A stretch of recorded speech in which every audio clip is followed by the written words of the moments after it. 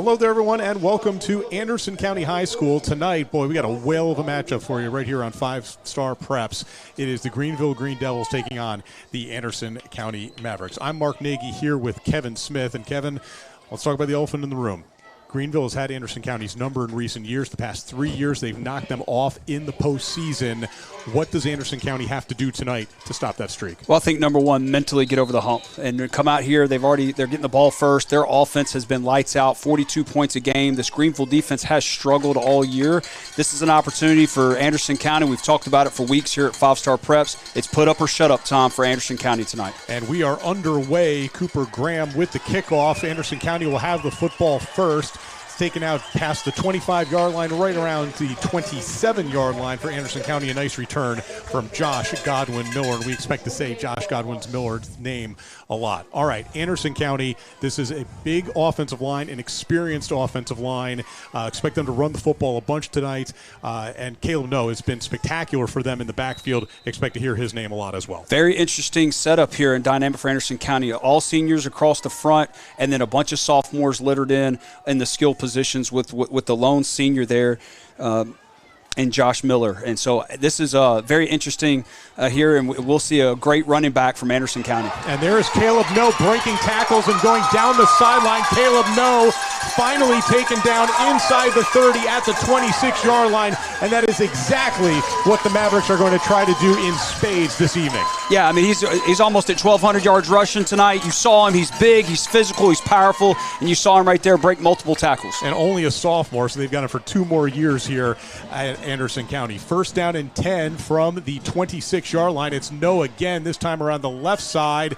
Maybe picked up about a half a yard. That Greeneville defensive line was ready for that one on the second play of the game. They just did a great job setting the edge there on the outside zone. They're going to have to do that all night. They're going to have to use their hands. They're going to have to get off blocks and don't give him creases so he can't get north and south. So it's going to be second down about 9.5, so they'll call it 10. The quarterback for Anderson County, only a sophomore, number 9, Walker Martinez. He can sling it as well, 1,417 passing yards this season with 21 touchdowns.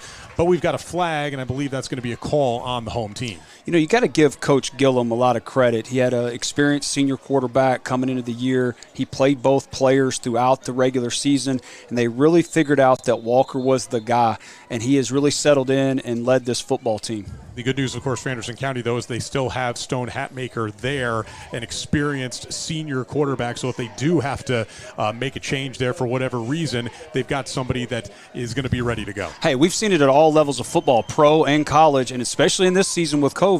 Anytime you got to have an experienced playmaker or a guy that can come in and help your football team when somebody else has to be out.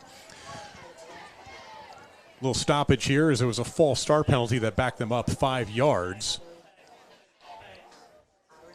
Anderson County, of course, this is a potent offense. They average just under 43 points per game. So they would not mind a shootout here tonight, especially because of the way their defense is played as well. Yeah, not at all. And their defense is giving up less than 9 points a game. And what I'm really interested in tonight, Mark, is third down conversions. Anderson County's offense has been converting 43% of the time on third down, and Greeneville has not been doing a very good job of slowing down offenses on third down. Martinez with a quick pass there to Josh Godwin Miller. And there's a flag on the play. They only got a couple of yards, and it's going to be a holding call on Anderson County. So not what Anderson County obviously wanted here. One big play to start things. Now they've had 2 penalties in a row. You know, hey, a defense's best friend is penalties. What you really talk about as a defense and a defensive coordinator is you're trying to make teams earn it and drive down the football field, hoping that they'll get a penalty throughout that drive. So now it's all the way back to the 40-yard line, second down and 23. And when you've got this many yards, it kind of takes Anderson County out of what they want to be able to do. Much tougher to get that first down 23 yards away. You've got to probably pass the ball. Yes, sir. Miller in motion. They fake the Got handoff him wide open down the middle of the field, and it is incomplete. Martinez had his receiver wide open. Bryson Vowell was there, but the pass was just a little bit out of reach. And, boy, those are absolute killers if you're the coaching staff, because it happened exactly the way you wanted. The only thing that didn't work was the actual completion. A great call by the offensive coordinator, Sean Jesse here. Did a great job of getting the jet sweep motion, giving some eye candy to the Greeneville defense. Safety stepped up. Guy was wide open. They He got him turned around on the wrong shoulder. So it'll be 3rd down and 23. No, still the lone man in the backfield. Walker's got to be able to put it right on the right side of the shoulder there. And it looks like we've got another flag. That's going to be 3 flags, I believe, on Anderson County here on this opening drive. Is that also a little bit of nerves here? Absolutely. Listen, we're going to talk about it more later, but the light show and fireworks coming out here, man, my heart was pumping and racing. I was ready to play football tonight. I know these young men are out here. It's a second-round matchup. It's against their arch rival in the playoffs that they've struggled with. They're hyped up. They've got too much emotion right now. They got to settle down and get ready to play. 3rd down and 28. Martinez is looking deep down the field, and it is incomplete. Threw that one into double coverage as Vowell was down there, but Greeneville was ready for it. It's going to be 4th down, and Anderson County would look very promising. They're going to have to punt the football away. And great job by Jacoby Gillespie right there, number 7, the corner, and Nick Elzy, the strong safety there from Greeneville. Great coverage. They got back this time. They weren't fooled by anything. Anderson County's got to get back to the sideline here and talk through getting those penalties situated. Daniel Bethel is back to punt for the Mavericks. What a weapon this guy's been, Mark. Ole Miss commit, does a great job of flipping the field. And that was a good punt inside the 15-yard line. It was collected by Greeneville's Mason Gudger, and Greeneville is going to want to get the ball to Gudger a lot as well, and this is going to be their first offensive possession of the game. So while Anderson County didn't get points there, they have flipped the field in a sense, and Greeneville's going to have to go a long way if they're going to want to score some points here. Yeah, if you're looking for positives, Anderson County got the big play, flipped the field, got all the way down here. Now they've got Greeneville's offense that has struggled at times this year inside the 20. Quarterback for Greeneville, number 11, sophomore Brady Quillen. And we've got a flag, and I believe this time the flag is going to go against the visitors.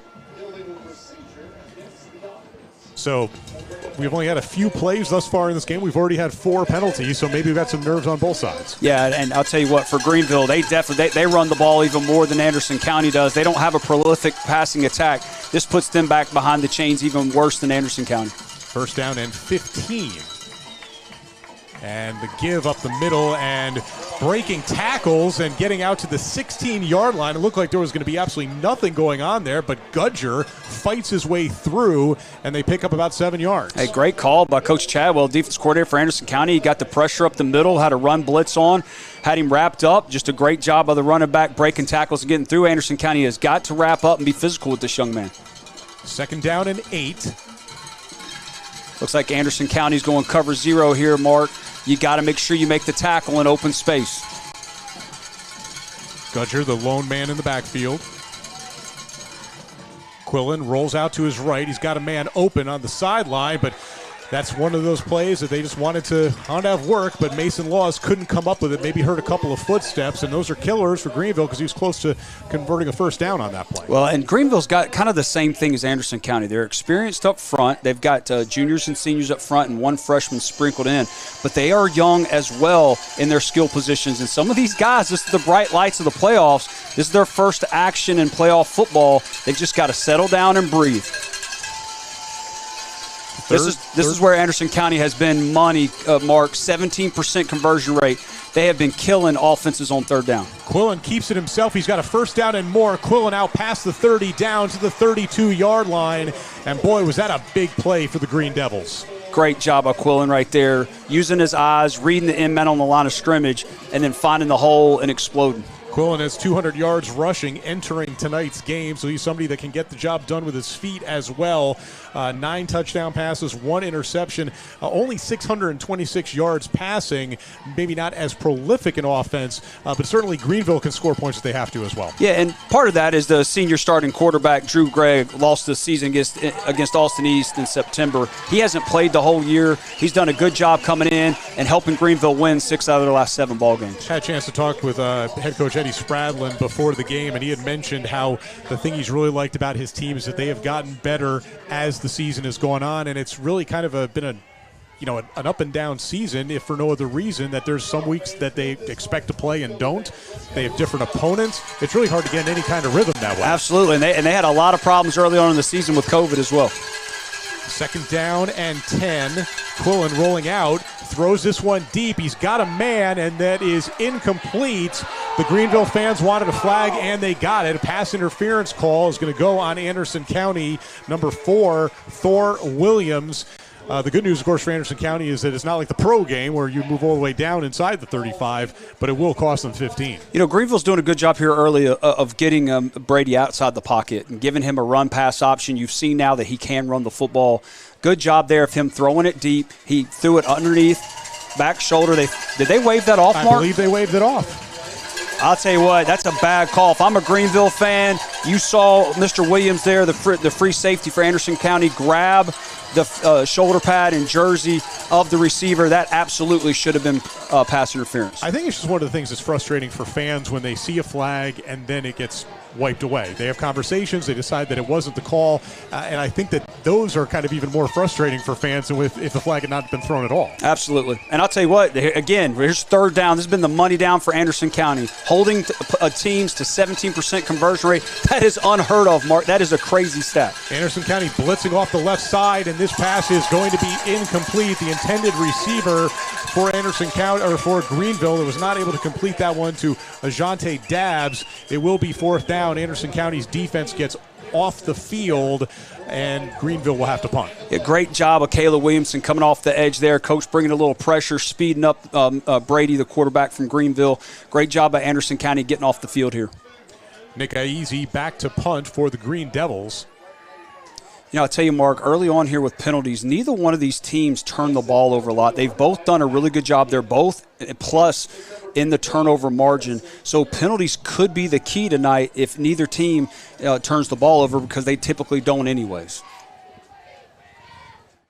Aizy gets the punt away. It is short. Might have been deflected, and that's going to go out of bounds looks like right around the 50-yard line, and it looks like they're still going to march this one off inside the 50, right around the 48-yard line of Anderson County. So only a 16-yard punt. Good pressure by the Anderson County special teams to affect that one. Man, if you're Coach Spradlin, you're bringing your punter over the sideline right now and telling the young man you got to get the ball off in a hurry. He waited way too long right there and took too much time to get that punt off, and then kicked it off the side of his foot and gives Anderson County great field position here. So Anderson County has 2 drives, and both times they've been in Greeneville territory. They'll line this one up at the 49-yard line. This offense for Anderson County doesn't need any more help than they already can on their own. We've got another flag, and it's going to be another call on Anderson County, their 4th penalty thus far. And it's a false start call, and sometimes when the quarterback and everybody looks over to the sideline, folks move a little bit too much and get a little shaky. I'll be real honest, Mark. At this point, you know, we get officials in the playoffs from all different kinds of areas across the state. It's not officials who are here in town. This has been a little while to me that they can't understand that guys can look over the sideline. Gavin No fights his way forward, maybe gets about a yard. It's going to be second down and long. Is it almost kind of one of those things with an umpire not used to a pitcher in a sport? They're not used to the way the ball moves, so maybe what they think, one umpire will look at it and say, that caught the corner, and the other one says, nope, you're not going to get that call. You're spot on. Great analogy. I mean, I'm telling you right now, if you don't see teams do this and guys stand up and look to the sideline, you're going to struggle with this early on. The officials need to come together and figure this out, because this is football at every level now. Walker Martinez looking to the sideline for the play call. Gavin No still the lone back to his right. Martinez looking to throw. He's got a man, and it's complete. Boy, that was a whale of a pass into traffic. Garrison Terry makes the reception. And, boy, let's take a look at this one more time, and you can see he really threads the needle on this one, Kevin. Yeah, Mark, great job first by the offensive line, giving him protection, gave him plenty of time, let him step up in the pocket, way to fire it in there. Great pass, great catch. And good job getting a first down. Well, third and short here. Third down and 1 from the 40-yard line. You would figure that this is Gavin No time. And it is. He goes around to the left side. He's got the first down and a little bit more. Maybe picks up about 3 yards. So the Greeneville defense is happy to hold only 3, but the bad news for Greeneville is that they'll move the sticks. Yeah, and Anderson County just showed you a little something different there. They ran the buck sweep. They pulled both guards out to get to the edge. If they can get a kick out there, you're going to see a lot of space for Gavin. But when you're doing buck in the outside-inside zone, gave it a little extra look to the Greeneville defense there. Well, sets up first down and 10 from the Greeneville 38-yard line. I have a feeling we're going to see a lot of Gavin No tonight. He gets it again up the middle, picks up 7-8 yards. Maybe they'll put him back to about the 33-yard line, so that's a gain of 6. But you can see right there that offensive line of Bull Shipley, Stone Cummins, Sully Sexton, Tanner Goins, Max Oglesby. These are some big kids, some experienced kids, and you can get a bunch of easy yards just pushing that defensive line forward. You got a chance to win a lot of games. Absolutely, and I want to give a lot of credit right there to number 34, Eli Davis. He's playing the H-back position. You see him right there in between the guard and the tackle. He did a great job of pulling across the formation and kicking out the linebacker.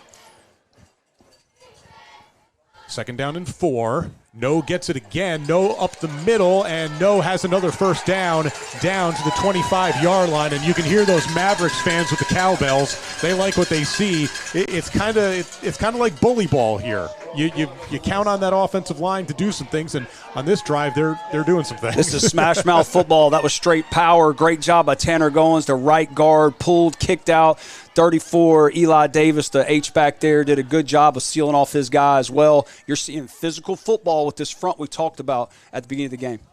And we've got a fumbled snap. Does No fall on it? I believe he did. That could have been disaster, but instead they basically pick up half a yard. Yeah, very lucky for them. That ball bounced around a little bit there. We got to get the snap down. Guys are pulling. Guys are trying to move quick here. Again, the adrenaline is pumping early for Anderson County. Now, one thing also, this just when you keep getting everybody up to the line and then looking for the play call, it doesn't let the defense substitute very much as well.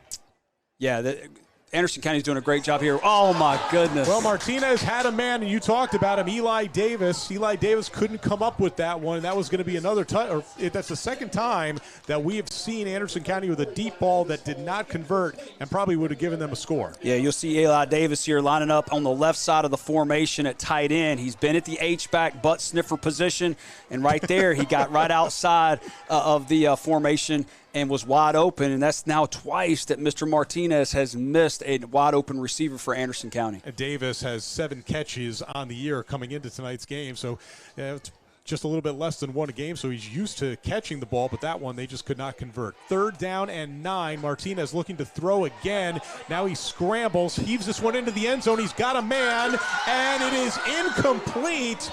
Oh, boy, I thought that was going to be a touchdown for Anderson County, but Bryson Vowell, who was so wide open in the middle of the end zone, he couldn't come up with it. It's going to be 4th down. Yeah, great job here. So the single receiver side all the way out. He was all the way out on the numbers on Greeneville's sideline, came all the way across the middle and was wide open. The Greeneville secondary lost track of him. That's now 3 touchdowns, Mark, that have taken off the board here with wide open receivers.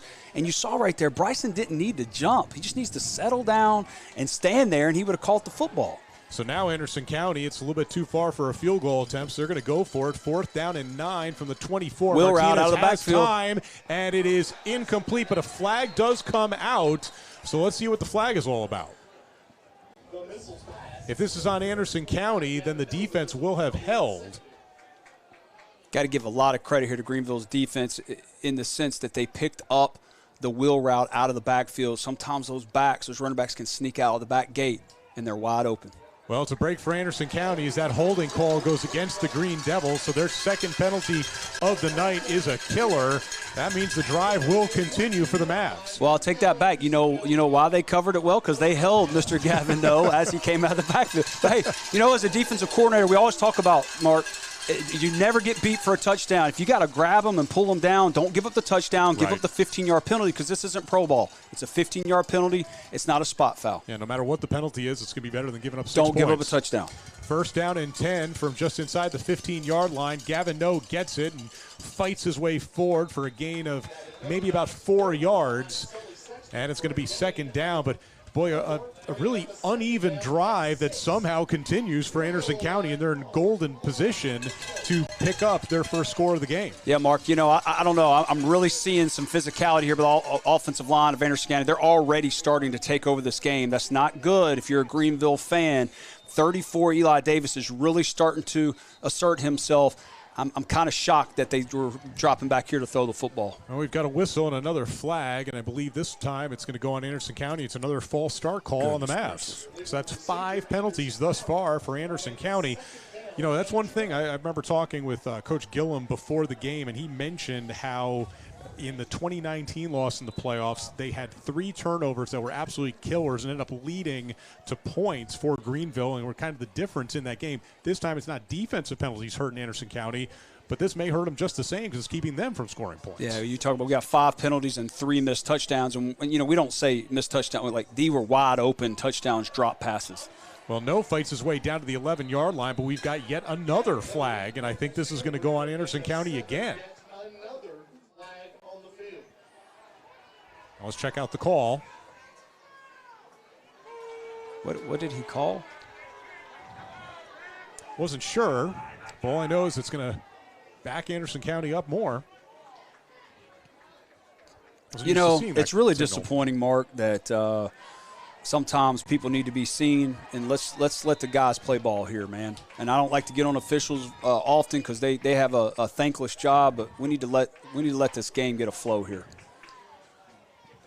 Well, it's still listed as 2nd down and long for Anderson County. Martinez looking to throw. He's got a man open, but boy, that was kind of a dangerous situation there. They tried to get the ball to Garrison Terry, but Jacoby Gillespie was there, and Gillespie's actually a little bit worse for wear, but he's able to get up under his own power and very slowly make his way back over to the sideline. That's a very dangerous throw there by Walker Martinez. He's got to be more aware of the corner squatting in cover 2. And make sure he doesn't throw it right to him. That almost could have turned into a pick 6 right there with a lot of turf in front of him. So it's 3rd down and long from the 22. Martinez looking to throw. He has time. He's got a man. It's complete it's incomplete down to the 11-yard line. Just sometimes these passes just aren't connecting, and they're not. He tried to get that one to Zach Shannon, but it did not work out. So I believe that we're going to have a field goal attempt here for Anderson County as Daniel Bethel will walk onto the field. This should be about a 38-yard field goal. Bethel, 4 of 14 for field goals so far this season. This would be his long. His previous long this year was 32 yards, but this one will be 38 yards. Low snap. Bethel gets it away. The kick is up, and the kick is good. I'll tell you what, Mark, let's give a lot of credit there to Stone Hatmaker, the backup quarterback for Anderson County, a senior who was the starter early on the year, could have pouted when he lost his position. He just did a great job of picking that snap up off the turf and getting it down on the tee for his kicker so that they could get on the board with 3 points. And what does this do for the psyche of that Anderson County offense? While certainly they wanted to pick up 6-7 points, still getting on the board, putting the pressure on Greeneville now to have to match or go ahead of them. You're Anderson County, you feel a little bit better about your situation. Yeah, I think hopefully this can help calm them down a little bit and help them settle in. And the coaches can go to the sideline and say, let's look at the positives. We've literally dropped 3 wide open touchdown passes. We've dropped 2 other balls that could have helped us get into first round or first down territory. But we've got 3 points on the board. We're dominating this football game. And now we've got a great kicker. If he does his job like he's been doing all year and puts it in the end zone, we're going to start Greeneville's offense on the 20. Yeah, you want to talk about a weapon. Daniel Bethel, who is committed to Ole Miss to play for Lane Kiffin next year. Bethel, 65 touchbacks, leading the area in that category. And that's just one of those things. If you're a coach and you have someone who is going to consistently boot the ball 60 yards into that opposing end zone, boy, you'll take that every time. Oh, I know defense coordinator Coach Chadwell loves this young man. I bet he takes him out to dinner every week, every time he puts it in the end zone. It's a defensive coordinator's dream to have a kicker start the offense on the 20 every time. And that was absolutely smoked. Didn't even fall in the end zone. Went all the way over the back line. And that means that Greeneville, again, is going to have a long field to go down. You know, this is an Anderson County team, Mark. On paper, they should win this football game. And when you look at them, they have all the pieces to be successful to make this a really long run and be a state championship caliber football team. They're experienced up front on offense. They've got some good young skilled players. They're very experienced across their entire defense. And then they have great special teams. And when you have all three of those together, you've got a really special group that can make a run. So it's first down and 10 for Greeneville, and nothing doing. That's going to be a loss of a couple of yards. The handoff went to Mason Gudger, but that Anderson County defensive line, and a lot of those kids on the defensive line also play on the offensive line, and they're picking up right where they left off. Great job by Russ Lindsay right there, number 54, getting in the backfield for his sixth tackle of the loss on the year. This is not good for Greeneville. Again, they don't throw very often. This puts them way behind the chains. Second down and 12 from the 18. Quillen rolls out to his right. He's got a man. It's complete. They're going to pick up maybe a couple of yards, and they do. That's a trade-off, though, that Anderson County's defense will gladly accept. Mason Laws makes the catch, but it's still going to be third down and 10. And here we go. Third down again. This is the big stat for me tonight, Mark, is finding out if Greeneville's offense, who is converting at 43% of the time, but they are going up against a juggernaut in Anderson County who has really shut down offenses on third down. They're going to have to find a way to convert. And when it's third and 10, your play sheet's really short as an offensive coordinator. Quillen, play action. He's got a man, and it is incomplete. We've seen the case of the drops many times in this game. They went to Laws again, but he couldn't wrap it in. Yeah, that was actually a really good play call. Great job with the play action here. Hit him right in his hands. You got to make the catch when the ball's put on the money. I know it's hard. You see that safety coming in, and you feel the footsteps coming at you, but you got to make those catches and those plays in the playoffs. Even if you don't get points here, Mark, you got to flip the field, because we've just saw the last punt kicked off the side of the foot. You're giving Anderson County great field position again. So it's Zeke West back to punt this one away for Greeneville. It's Jaden Stevenson back to punt this one away. He gets this one off, and it's going to take a Greeneville roll. And this actually works out fairly well for them, all the way back to the 39-yard line. And Anderson County will have a little bit further to move the football if they want to score again. Still great field position if you're Anderson County. This is what you like right here. And let's see if we see a little bit more of Gavin Noe here and really settle down this offense and get the pile moving, because they've already started establishing the front. Score of interest for folks watching this game. Remember, the winner of this game will take on the winner of the Elizabethton East Hamilton matchup. Elizabethton with a 7-0 lead in the first quarter. First down and 10. The handoff to Noe. A flag comes down. Noe is wrestled down just outside the 40-yard line, but I get the feeling that this is going to go on the Mavs again. Great open field tackle by middle linebacker Isaac Brown for Greeneville.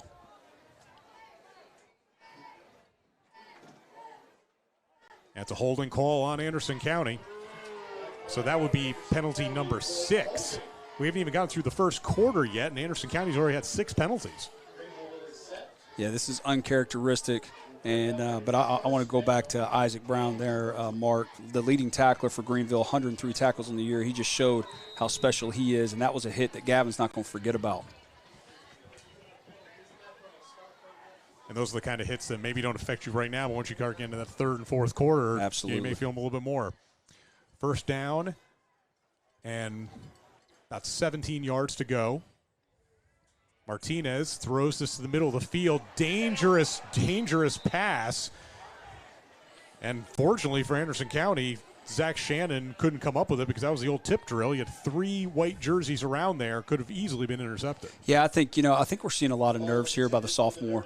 And he's throwing into – this is now the third time he's throwing into coverage. There's 3 white jerseys there. You got to know, tuck it and run it or throw it out of bounds. You cannot turn the ball over down here in your own territory.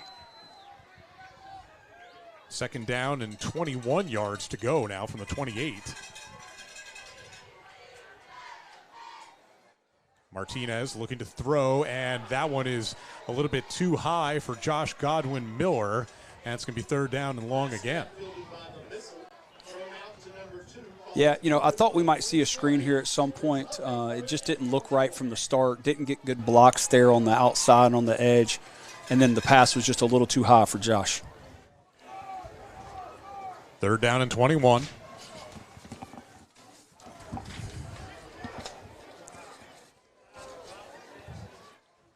So lots of time on the play clock, 15 seconds to go.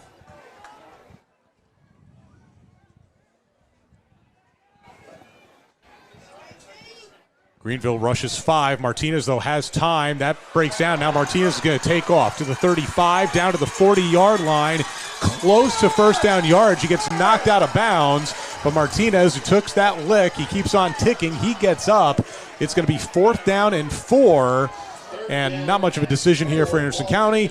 Greeneville hasn't been able to move the football very much. Don't want to give them a short field. Anderson County will punt this one away with Bethel. Yeah, great job of Greeneville. They didn't bring a blitz, had 2 safeties deep, and did a good job, even with the quarterback scrambling out, getting him out of bounds before the first down.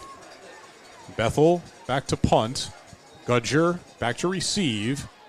Gets this one away, and it's a boomer.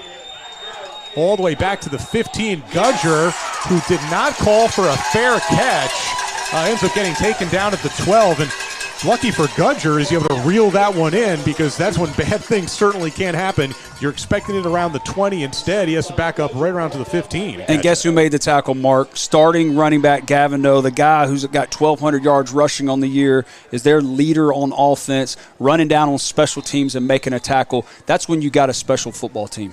You see Gavin Noe, he'll play defense some as well. He's got an interception and 17 tackles on the year, but it's one of those things that Coach Gillum doesn't want to tire him out so much on defense because he's so crucial to the offense. Here comes an A-gap blitz. Quillen with the pass was trying to get that one to his teammate. Unfortunately for Greeneville, it didn't work out that time. Gudger, they moved him out to the left side, but Anderson County defensively read that one perfectly. Yeah, and they brought an A-B gap weak side or to the boundary blitz and really sped up the quarterback there. Less than a minute to go here in this first quarter. Anderson County on top 3-0. Mark Nagy and Kevin Smith here with you. Thank you for watching 5-Star Preps. Gudger takes the handoff around the left side. Anderson County defensively is there. We've got a flag down on the play. Gudger fights his way forward to the 20-yard line, but I think we're going to get a hold on Greeneville. I'll tell you what, though, Greeneville may have found something here getting to the edge. Anderson County safeties flew down in the alley, but did not form tackle and wrap up. If they don't do that consistently tonight, Greeneville could have a spot there on the edge to get Mason Gruder free. So that is already the 8th penalty that we've had for both of these teams combined. Anderson County with 6 of them, Greeneville with 2.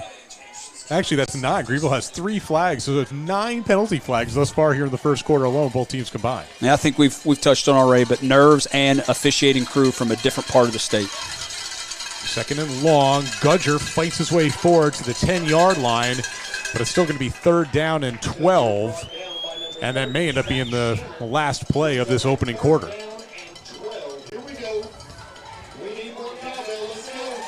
When you get that many flags, is it just hard for both teams to just get into a flow for the game because you have so many unnatural stoppages? Absolutely, and it's not just hard for the players to get in a flow. It's hard for the coaches to get in a flow. The guys who are calling plays, the offensive coordinators, defensive coordinators, they're struggling now. And let me tell you something. There's not many play calls on your sheet as an offensive coordinator that are designed to get you 12 and 14 yards. You really want to stay ahead of the sticks. And especially when you're an Anderson County team and Greeneville, both of them like to run the football. And when you don't have the prolific passing attack that Greeneville does not have right now, they cannot afford to get behind on the sticks. So teams will switch sides to start the second quarter, where it's going to be 3rd down and 12 from their own 10-yard line for Greeneville. So let's take a quick break. We're back with the second quarter right after this. It has been a pleasure to provide our communities with presidential service for 45 years. With a 5-star rating from Bauer Financial Services, our customers can feel confident in the safety and soundness of our bank. Our technology allows access to your banking information from the palm of your hand, and our 8 branches stand ready to serve. Whether you need to open an account, obtain a loan, or just ask a question, our local service and support ensures you get help when you need it. Hospitality is one of our top priorities, and we're confident you won't find a more personal and satisfying banking relationship. Come, make a friend at Andrew Johnson Bank, member FDIC.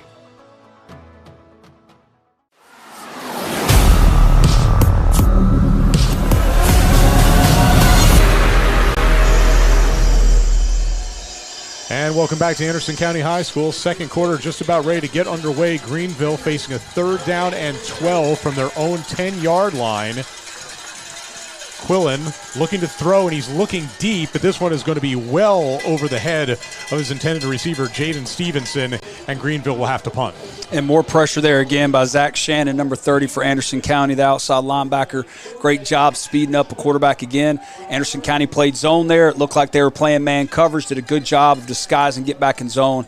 And again, Anderson County with another 3rd down stop. So Gudger is lined up to punt this one away. You got to be very careful here, Mark. We've seen a couple of slow punts by Greeneville. This could be an opportunity for Anderson County to come get one.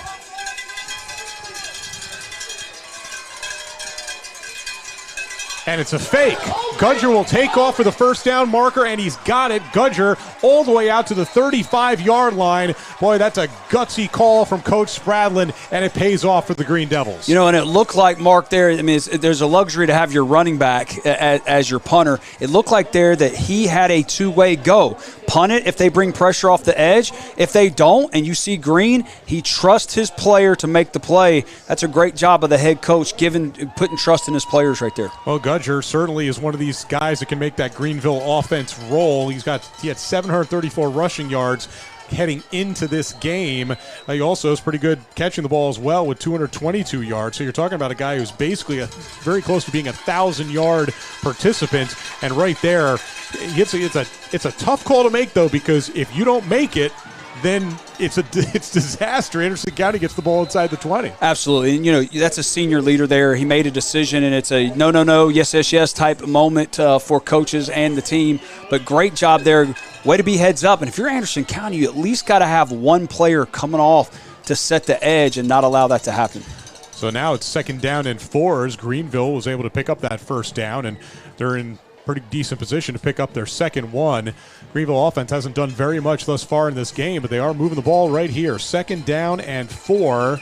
Pretty cool. And now with running backs to both sides, the handoff will go to Gudger. Gudger can't get past the 40. Another flag comes up, and this might be another holding call.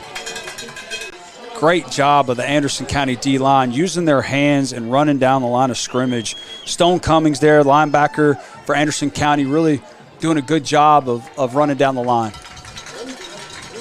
So that call will go against the Green Devils. Of course, Greeneville, Anderson County is trying to find a way to do what Greeneville has done. 4 state championships for Greeneville. They went back-to-back in 2010 and 2011, and then they did it again in 2017 and 2018. And Greeneville, of course, had to get past Anderson County to win both of those state championships. You know, Mark, it's interesting. Greeneville's a championship program. Anderson County has been a great program for a long time. I've been in huge matchups against them at Catholic. They just haven't been able to get over that hump. 2nd down and 14. And not much doing, maybe picking up half a yard that time for Greeneville. It's going to be 3rd down. Isaac Brown got the carry that time. I tell you, Mark, if you're Greeneville right now, 10 minutes left in the 2nd quarter, you have literally been dominated on both fronts, defensive and offensively. You've got nothing going offensively. You haven't really played well defensively with Anderson County dropping touchdown passes, but you're still in this football game. Anderson County better get going and not let them hang around. That's a championship program. When you let championship programs hang around, they find ways to win football games.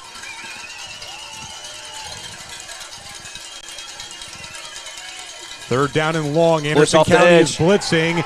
Do they have the quarterback? They do. Well, Anderson County brought pressure, especially from the quarterback's right side. It paid off. First sack of the game for Anderson County, and Greeneville will have to punt. Great call there by Coach Chadwell, bringing the corner off the edge. And what I really like about Garrison Terry right there is the blitz was designed to come outside the tackle. He saw his defensive lineman get upfield, take the tackle with him, and took the open gap. I cannot stand when guys try to show their manhood and run over guys. The point of a blitz is to get to the quarterback. Great job with his vision. That's his 3rd sack on the year for a corner, Mark. Gudger punts this one away, and it is spinning, and it will bounce inside the 50. So yet another time where a positive bounce for Greeneville is that actually they pick up nearly 20 more yards on that bounce alone. But Anderson County will have the lead and have the ball on their first possession here of the second quarter. You know, we just talked about how Greeneville's got to feel good about still being in this football game. If you're Anderson County, you have to be talking on the sideline. Number one, calming your guys down, but number two, as a coaching staff, man, we got to start converting drives because we can't let these guys hang around. We'll start this possession at the 33-yard line. No, still the lone back. No takes the handoff up the middle, picks up right around 4 yards, and it'll be second down. You know, back in the summertime, I remember talking with Coach Gillum about his team, and he was really optimistic about what this team could do. It was one of those things that we didn't know if there was even going to be a season, but he felt very, very good about what this team potentially could be. And they feel like this is one of their best chances, if not their best chance, to get even further in the postseason. You can see the pieces. You can see that we talked about it in the pregame. No takes the handoff, and he picks up about 5 yards, and he's close to a first down, and he's got it all the way out to the 45-yard line. And that's what you can, when you've got a fast kid, 6'1", 225, only a sophomore who can break tackles and put his foot in the ground, that's a nice combination. Well, you know, I think they've been surprised by him and the workhorse that he's been this year. But again, when you have a senior, very veteran leadership up front, and then you have some good sprinkled in skill players, you have the pieces, and you're seeing it tonight. They are dominating on the offensive line and defensive line right now for Anderson County. Martinez in trouble, and he is going to be sacked. That time it was Cameron Lester picking up the sack, and that's a big play for the Green Devils defense because Anderson County was really starting to pick things up on offense. Well, you know, right when I said the offensive line's dominating, they give up a sack there. Great job by Cameron Lester, and hey, mind you, this is only a freshman right here, Mark. Great job by him on the defensive line. So now Anderson County's facing second down and long again. They've kind of been in this position a bunch thus far in this game, mostly due to penalties. That time due to a sack, it's going to be 2nd and 21. You know, I'm a little shocked right now that Anderson County's still not just pounding the football, getting back to the H-back with Eli Davis. I'm a little shocked at that, but we'll see what they come up with here. Martinez has time, looking deep down the field. He's got a man, and it is complete. Down to the 15 and down to the 11-yard line. Josh Godwin-Miller. Did the ball come out, though? The officials say that Miller was down, and it's a first down deep in Greeneville territory for the Mavs. You just thought that was coming, Mark, at some point. Josh Godwin-Miller is responsible for 21 total touchdowns this year. He's got 14 through the air and 7 on the ground. You thought it was coming, and finally somebody from Anderson County caught the football, and a great throw by Walker Martinez. And that's what, even on 2nd down and 21, when you've got a kid like Gavin Noe, and you have to worry so much about what they can do in the running game, then you can go over the top and pick up some of those big yards. And we got another penalty. I think it was a substitution call against Anderson County. You know, and Greeneville was actually in great position there, Mark. They were in zone coverage, and Josh Godwin-Miller just ran right by the DB. The DB didn't give him enough respect, didn't realize that he had that much speed, and ran right by him. First down and 15, and working his way down to the 15-yard line is Noe, and it's going to be 2nd down and long. Well, Anderson County with a chance to really put a stranglehold on this game if they can find a way to get in the end zone. You know, this is the first time I've seen Gavin tonight not follow his lead block. He actually tried to bounce to the outside. There was nothing there. He had a fullback or his H-back inside. If he would have followed him, he would have easily got 4 or 5 yards there. He'll have a good talking to in film on that one. 2nd down and 13 from the 15-yard line. Martinez hands to Noe down to the 10. Noe down inside the 10 to the 9-yard line. And it's going to set up 3rd down. And you know you've got a good kicker, but this might all kind of be that 2-down, 4-down territory. You know, 2 plays to pick up the necessary 7 yards. You know, that's an interesting question. If you're on the sideline right now with Coach Gillum, that's a hard question to ask yourself because you have been dominating defensively, but at the same token, you've been going up and down the field offensively. You want to get more than a field goal. This call right here, to me, will show us whether or not they're going for it on 4th down. They should already be talking about this call right here. if we make this call, if we get a couple yards, we're going for the 4th down conversion. Martinez gives it to No down to the 5, No down inside the 5 to about the 3. This is very close to a first down. I think we'll see him go for it here, Mark. They call buck sweep 2 plays in a row to the boundary. That's both guards pulling out to the edge. They found something to the boundary, to the short side of the field, and with that call, it looked like they're going to go for it. 4th down and less than a yard. No, does he have the first down? This is going to be very close. Greeneville thinks that they have stopped them. You need to get inside the 3-yard line, and it's going to require a measurement. I'll say this, Mark. They just Anderson County saw something. They weren't scared to call the same play 3 times in a row. I think sometimes offense coordinators outthink themselves. It was good to see them get up to the line and go for it. And I'm also very appreciative that the officials are going to take a measurement. We've been at multiple games this year, Mark, where they won't bring the guys out, and then it puts doubt in the stands and the fans when all we have to do is bring them out and show us where the sticks are.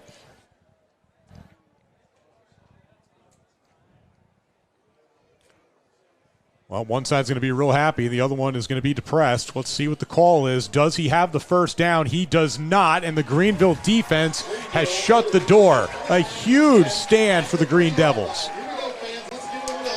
But this goes back to kind of what you were saying. Anderson County has so much confidence in their defense and what their defense can do that it's not the end of the world because Greeneville's back inside their own 5. No, if I'm Anderson County's defense, I'm thinking score myself here, whether it's a touchdown or whether it's a safety. I'm licking my chops for this opportunity.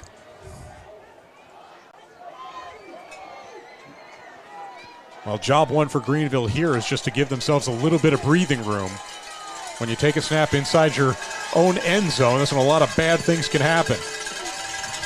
Quillen gets the snap and hands the ball off to Isaac Brown, and I don't think Brown got very much, maybe about a half yard, and it'll be 2nd down and long. There's just not much room in there with this defensive line of Anderson County and these linebackers. If you look at number 54 or number 58, Stone Cummings and Russ Lindsay, those are some big, stout inside linebackers and then stout defensive linemen. This is a very physical group for Anderson County. So it'll be 2nd down and 9. Quillen with a running back on each side. And he hands it to Gudger, and Gudger pretty much the same fate as Brown as he picks up maybe about a half a yard, and it's going to be 3rd down. And got another flag on the field, Mark. Looks like the area of holding here. So if it is, what do you do if you're Greeneville? Because you only basically back them up about a yard and a half. Yeah, I mean, if I'm Anderson County in this situation, let's get the 3rd down. We have been money all year on 3rd down. Actually, it's a chop block call that goes against Anderson County. And it's going to be a 1st down for Greeneville. Interesting. So that is penalty number 8 on the Mavericks in this game. And Greeneville, well, they are all the way out to the 20-yard line, and they've got a 1st down. They've got the breathing room that they want. It looked like Anderson County defensively had them right where they wanted them, but the penalty gives Greeneville a 1st down. Yeah, that's a killer, too. That's a 15-yarder right there. Good for Greeneville, really bad for Anderson County. Watch the double A-gap blitz here, Mark. And we've got a whistle before the snap. So let's see what this call is. Sometimes when that double A-gap's coming, you get a little antsy as the center, and you get a quick snap, or a guard comes off too quick because they're trying to block those guys before they get penetration into the A-gaps. I mean, I don't know if you saw it, but number 30, Zach Shannon, very animated, wanting that penalty to move Greeneville back. Because I think if you're Anderson County, you have to worry about being a little overly frustrated because you see so many yellow flags. This one, though, went against the Green Devils. Fortunately for the football team, it's not like basketball where the fouls are put up on the scoreboard and you can actually see all the penalties. Quillen looking deep. He's got a man, and it is incomplete. Tried to get that one to his receiver, number 3, Ajunte Dabbs, but Anderson County stops that one. Nice work in the secondary that time for Anderson County. Yeah, Anderson County went man coverage right here, and number 15, Garrison Terry, who's been a baller all year, did not get any jam on the receiver, and that was a really, really nice pass. That should have been caught, and that should have been a big play for Greeneville. Second down and 15.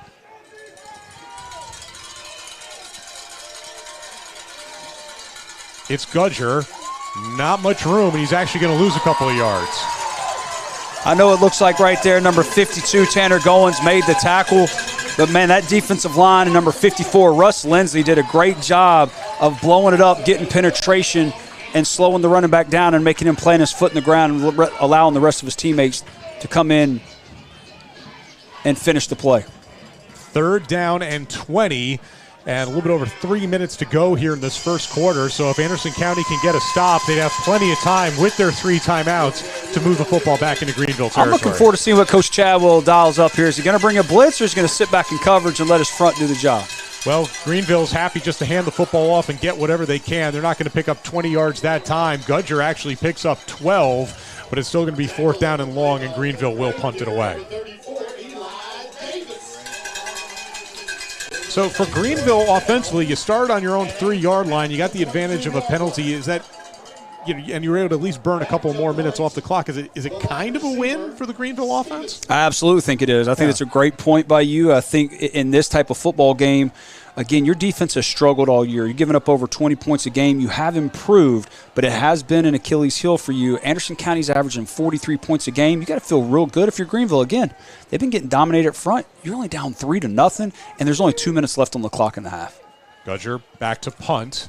Gets this one away, and it's going to take a bounce inside the 50. And once again, Greeneville picks up maybe about 10, 12 extra yards. And is that one of those times where if you're Anderson County, maybe you think about moving your returner? It was Tate Russell was back there waiting for it, but it never gets to him because he's a good 10, 15 yards away from it when it lands. You know, I know that's a very something each week that coaches spend time on in the film room. I know some coaches who don't want anybody back there. They don't want any mistakes. They don't want any turnovers to cost them. But let's talk about this, Mark. This is a huge drive. Greeneville gets the ball first in the second half. Their defense, if they can hold up right here and keep it at 3 points, you're giving your offense a chance to give yourself to have a chance to tie it or take the lead. And so Anderson County has good field position. Will start this at their own 41. Remember, they've got all 3 of their timeouts as well.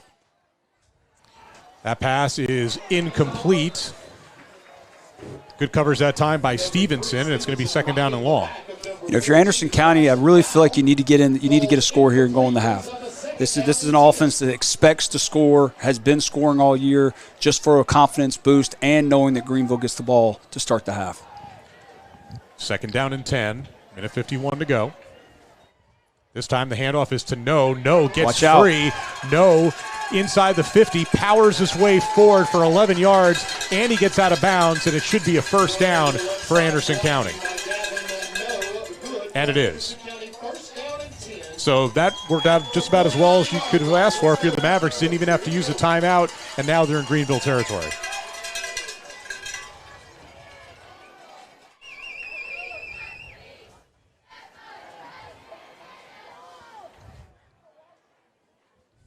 First down and 10. No gets it again and fights his way forward for a couple of yards. You know, that's okay, Mark. There's plenty of time left in the half. You're in a good position here. Continue to make Greeneville honor the run so that you can hit a big play here in the pass game.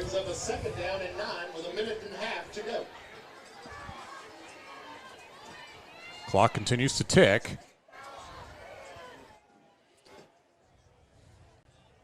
No lines up to Martinez's right. Martinez looking to throw. Get rid of it. Martinez rolling out, throws this one deep downfield, and is it complete? Inbounds? It is. And there's a flag. Well, let's wait and see what happened on the flag. Bryson Vowell made a terrific catch, but it's an ineligible man downfield for Anderson County, and the yellow flags once again absolute killers for the Mavs. Oh, my, Mark. Oh, my, what a catch. First and foremost, great job. Let's talk about Walker Martinez, seeing the pocket collapse and getting outside of the pocket, being smart, had the run. He had an option to run there, but a great throw, good, nice touch throw to Bryson there. Great hands by Bryson making the catch. Yes, the linemen were probably downfield a little bit, but my goodness, these penalties are racking up.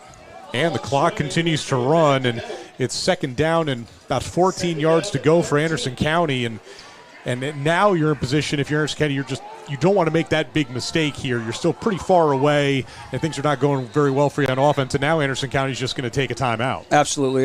There's no rush right there. It's 2nd and 14. You're trying to make sure you get the right play, making sure your kids don't make any mistakes. Good timeout here by Coach Gillum. Let's settle them down, and let's make sure that we can get in position to have a good down and distance on 3rd down. Take a quick break. Back with the rest of this first half after this.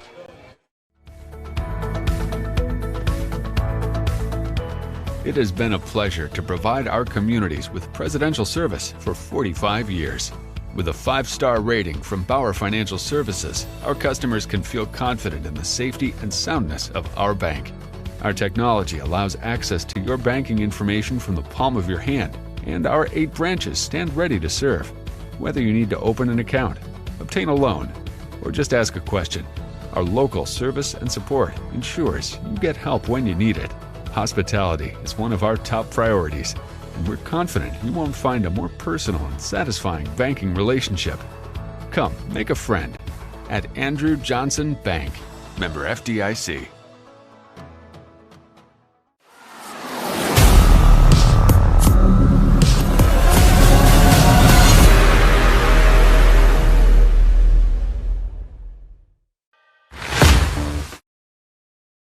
Well, we are back, and it was trouble for Anderson County. There is a fumble, first turnover of the game.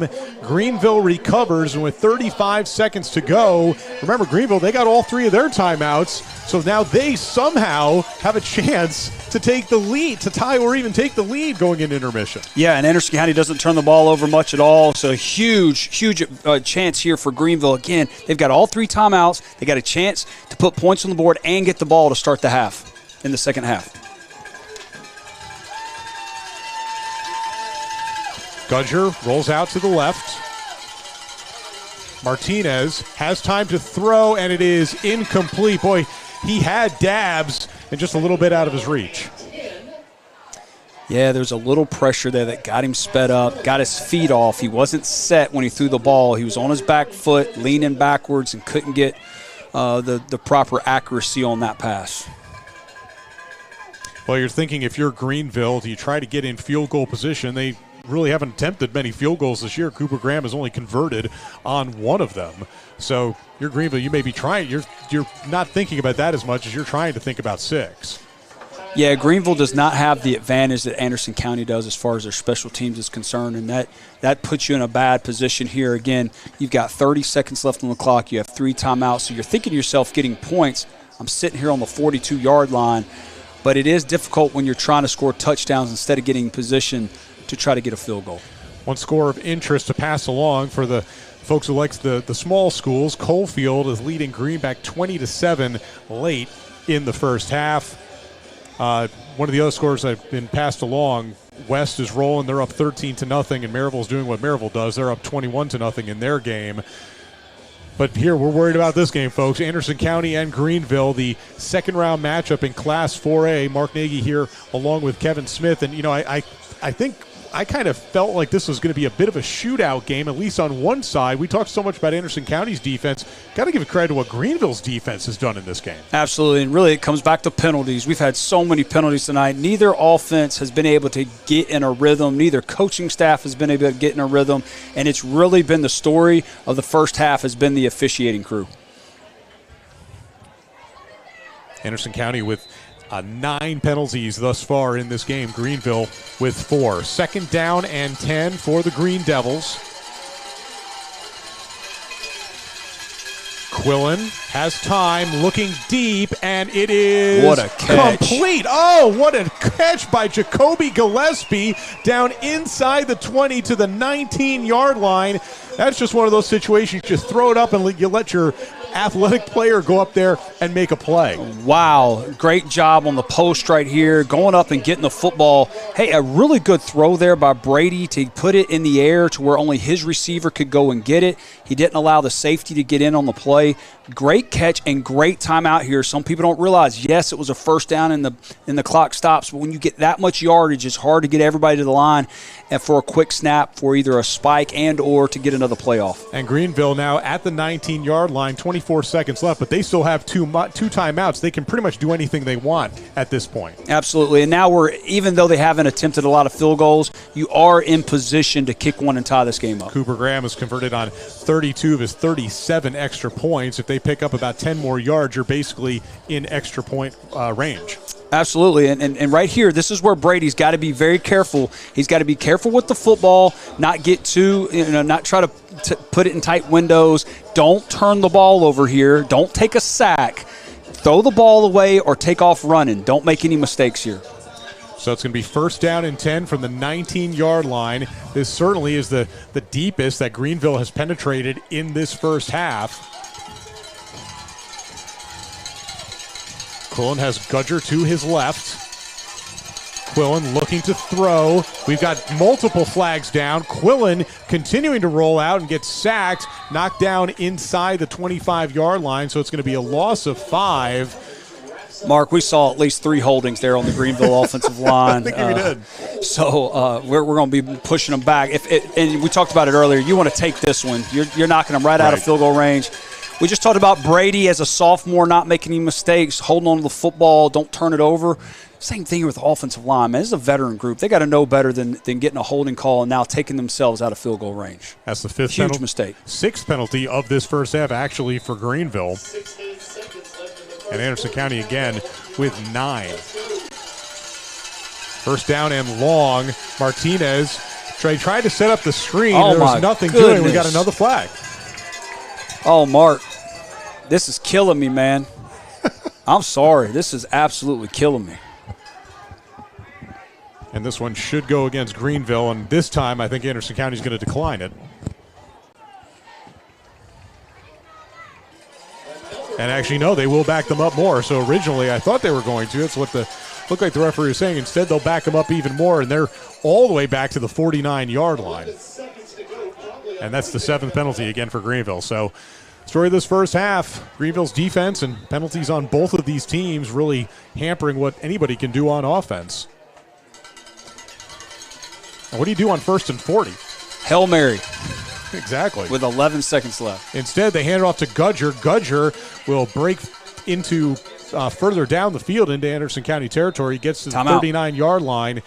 With 2 seconds left, there is a timeout for Greeneville. And it's going to be Hail Mary time. So the question is, we're waiting to see, can Quillen get it there? Can his offensive line give him enough time to get those receivers down the field? Yeah, and great job right there by Coach Spradlin and the offensive coordinator there for Greeneville. Just get you a quick run in. If you get enough yardage to put your quarterback in position to throw it into the end zone, that's what you want to do. Hopefully the offensive line can give him enough time. And you never know. We were at the Fulton Campbell County game earlier this year. You thought Campbell County was going in with a touchdown lead. Fulton was able to get outside the pocket, throw the ball down to the 2-yard line, catch, turn around, and score. It was crazy. It was pandemonium, and Fulton really took over from there. So you always want to give yourself a chance. And Greeneville did a good job here of taking a timeout. They're going to give themselves a chance to throw the ball into the end zone. A couple of the scores to pass along at the half in small school ball. Oliver Springs 14, Cloudland 14. And Alcoa, doing what Alcoa does, they're up 35-0 on Kingston late in the first half. 2 seconds left to go, and if you're Greeneville, you know where you're going. If you're Anderson County, you know where they're going to try to go. Certainly not enough time to try to do something quick to the sideline. You've got to go get this one in the end zone. Yeah, you got to go to the end zone, or you're handing it off. But here we go. We see 5 wide here. See if Anderson County brings 3 or 4 to speed up the quarterback. Deep ball down the middle of the field, and it is intercepted for Anderson County. Thor Williams makes the pick, and that is going to do it for the first half. I thought we were going to see a bunch of points, at least on one side. We really haven't. Thor Williams was in position. That Quillen pass got to about the 7-yard line, but Thor Williams was there to make the pick. Kind of one of those things you hope for the old tip drill, hope something can go your way. But that time it did not work out the way the Greeneville had hoped. Well, and I liked how he went up with his hands and caught the football. Some defensive coaches like for you to just knock the ball down. I'm more on the side of I want you to go up with your hands and catch that football, and let's get out of here. Let's not have any tip drills. We've seen way too many reels and all-time plays at every level because of the tip drill. Well, it's been an interesting first half. A lot of defense. 3-0 Anderson County on top of Greeneville. So let's talk a little bit about what Anderson County was able to accomplish. If you are Coach Gillum, what you saw from your team, what did you like, and maybe what do you think you have to work on a little bit? Well, I liked both lines and how physical they were. The defensive line for Anderson County is dominating Greeneville's offensive line, and the offensive line of Anderson County is dominating the defensive line of Greeneville. I think if you're Anderson County, you're going into the locker room and you're saying, we got to get back to Eli Davis at H-back and running the football with power, our inside run game, and getting outside with our buck sweep in our outside zone. It was there early. They missed a couple of wide open receivers. They had 3 touchdowns, Mark, that they just dropped the football or just flat out missed the receiver. This Anderson County football team should already have at least 3 touchdowns on the board. And the other side of that coin, if you're the head coach for Greeneville, you're Eddie Spradlin. There's certain things you certainly like, what your defense has been able to accomplish, but you got to find ways to get your offense involved a little bit more. I think if you're Coach Spradlin, you got to be going in the locker room and think to yourself, we're not going to get 9 penalties from Anderson County's offense. We can't count on them being stagnant with penalties. We're going to have to find a way to get pressure. We're going to have to slow down the running game, get them in 3rd and longs so that we can get off the field. They've got to find a way offensively to throw the football because right now there's no room to run for Greeneville. Something about Anderson County, we've taken a look at them. We talked a lot about Gavin Noe, and Gavin Noe was able to certainly get his yards, but they had that one drive where they moved down inside the Greeneville 5-yard line. They gave it to him. I mean, normally what they're doing on those snaps is they take their time, they look to the sideline, they let the play come in. That time, they hurried it up. It's like they thought they saw something from Greeneville's defense, but instead, that Greeneville defense was prepared for the play. Yeah, you know what? I'm going to give a lot of credit to Coach Jesse. I think what we see a lot of times at every level is offensive coordinators overthinking themselves, and they found something there with the buck sweep. Again, buck sweep is your 2 guards, offensive guards, pulling to the outside, and they found something to the boundary, to the short side of the field, and they were trying to hurry up and get to the line and get that ball snapped. I don't mind the call, and I like the aggressive call, and I like them going for it down there. Their defense has been absolutely dominating. All you're doing is letting your defense lick their chops there on the 2-yard line to try to score for you or get a safety. I really like the aggressive behavior by Anderson County. You know, one thing we had kind of talked about, for a little bit during that first half is I think it's just special that we even have football being played. I mean, there were times, especially back in May and June, where you looked at it and thought, I don't know if we're going to get anything played. And I remember, because I've covered games during the state tournament for volleyball and for girls soccer, and everybody has just talked about how thankful they are just to be out there playing. And I think that Coach Brown and Coach Gillum and all of their kids would agree that it's been a blessing to just be on the field, because there was a time this year I didn't think that was going to happen. Yeah, and we've been talking about it all year here at 5-Star Preps, Mark. It's one thing just for football to be out here and all these guys put in the work that the coaches and the players put in.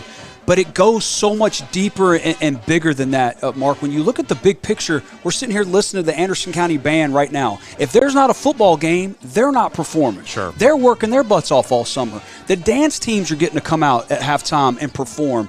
This is big for the whole community at large, at every high school level. And the fans, there's a huge crowd here tonight for Anderson County. It's great to see people together. It's great to see people out here supporting all these kids. And that, we did not think that was going to happen. And I'm just glad to be here, and I'm glad everybody's having an opportunity to perform at what they do. Well, I mean, look at what happened back in March. You were able to have some of the state tournament played for the boys, but then they had to shut that down. And then you couldn't even get to the spring fling. You couldn't even get any of those other sports played. And we're not just talking about, boys soccer. You're talking about golf. You're talking about baseball and softball yeah. and so many of those kids. And you just felt so badly for those kids, and especially for those seniors, because you wait all year or you're basically all the time growing up, you wait to get to that senior year, especially if you have a good team. You figure you got a chance to win a state championship or at least get to Murfreesboro. And unfortunately, they weren't able to have that opportunity. So I'm really pleased that these teams knew that they can get to if they get to November, have a chance to get to Cookeville, which is what they all want. I always thought if we got started, we'd finish. And you're starting to see a little bit of that. Yeah. And I'll tell you, a lot of people have been talking about the scholarships lost and these opportunities here and this. You know what? Yes, that is right. There's nothing wrong with speaking about that. And there are kids who are losing some opportunities. But let me tell you something. There's a lot of kids who never make it to the next level. But this is their one shot with their friends, guys that, like in Anderson County, they've been playing together since they were 7, 8 years old. This was their final opportunity to play. And so I'm really glad that everybody's getting an opportunity to come out here and perform at whatever they do. Well, the good people here at Anderson County, they've gotten us the stats, so let's go through some of these stats for you. Just go to the penalties, man. We'll get to the penalties eventually. First downs, Anderson County has that advantage 7-4. Not that much of a surprise. And Anderson County, they're still picking up the yardage on the ground that they want, 104-59, and so much of that obviously is with Gavin No for the Mavericks. He's done the yeoman's work, 16 carries, 103 yards, an average of 6.4 thus far. Yeah, and I think, again, we talked about it a little bit earlier, but I think Anderson County is going to go to the locker room and go, we had some success early before the penalties started with Eli Davis, number 34 at the H-back position, and our big physical offensive line. What happened was they started getting behind the sticks because of the penalties, and so they had to start throwing the ball a little bit more than I think they wanted to. If they can calm that down and the officials can calm down, I think we're going to see a little bit more of the H-back formations, 2 receivers, H-back with Eli Davis, and a lot more power and buck sweep. And let's see Gavin No. He might get another 10, 12 carries in the second half there. If taking a look at those passing stats, Greeneville only 25 passing yards. Anderson County it's 72, so significantly more. So you look at the total offensive yards.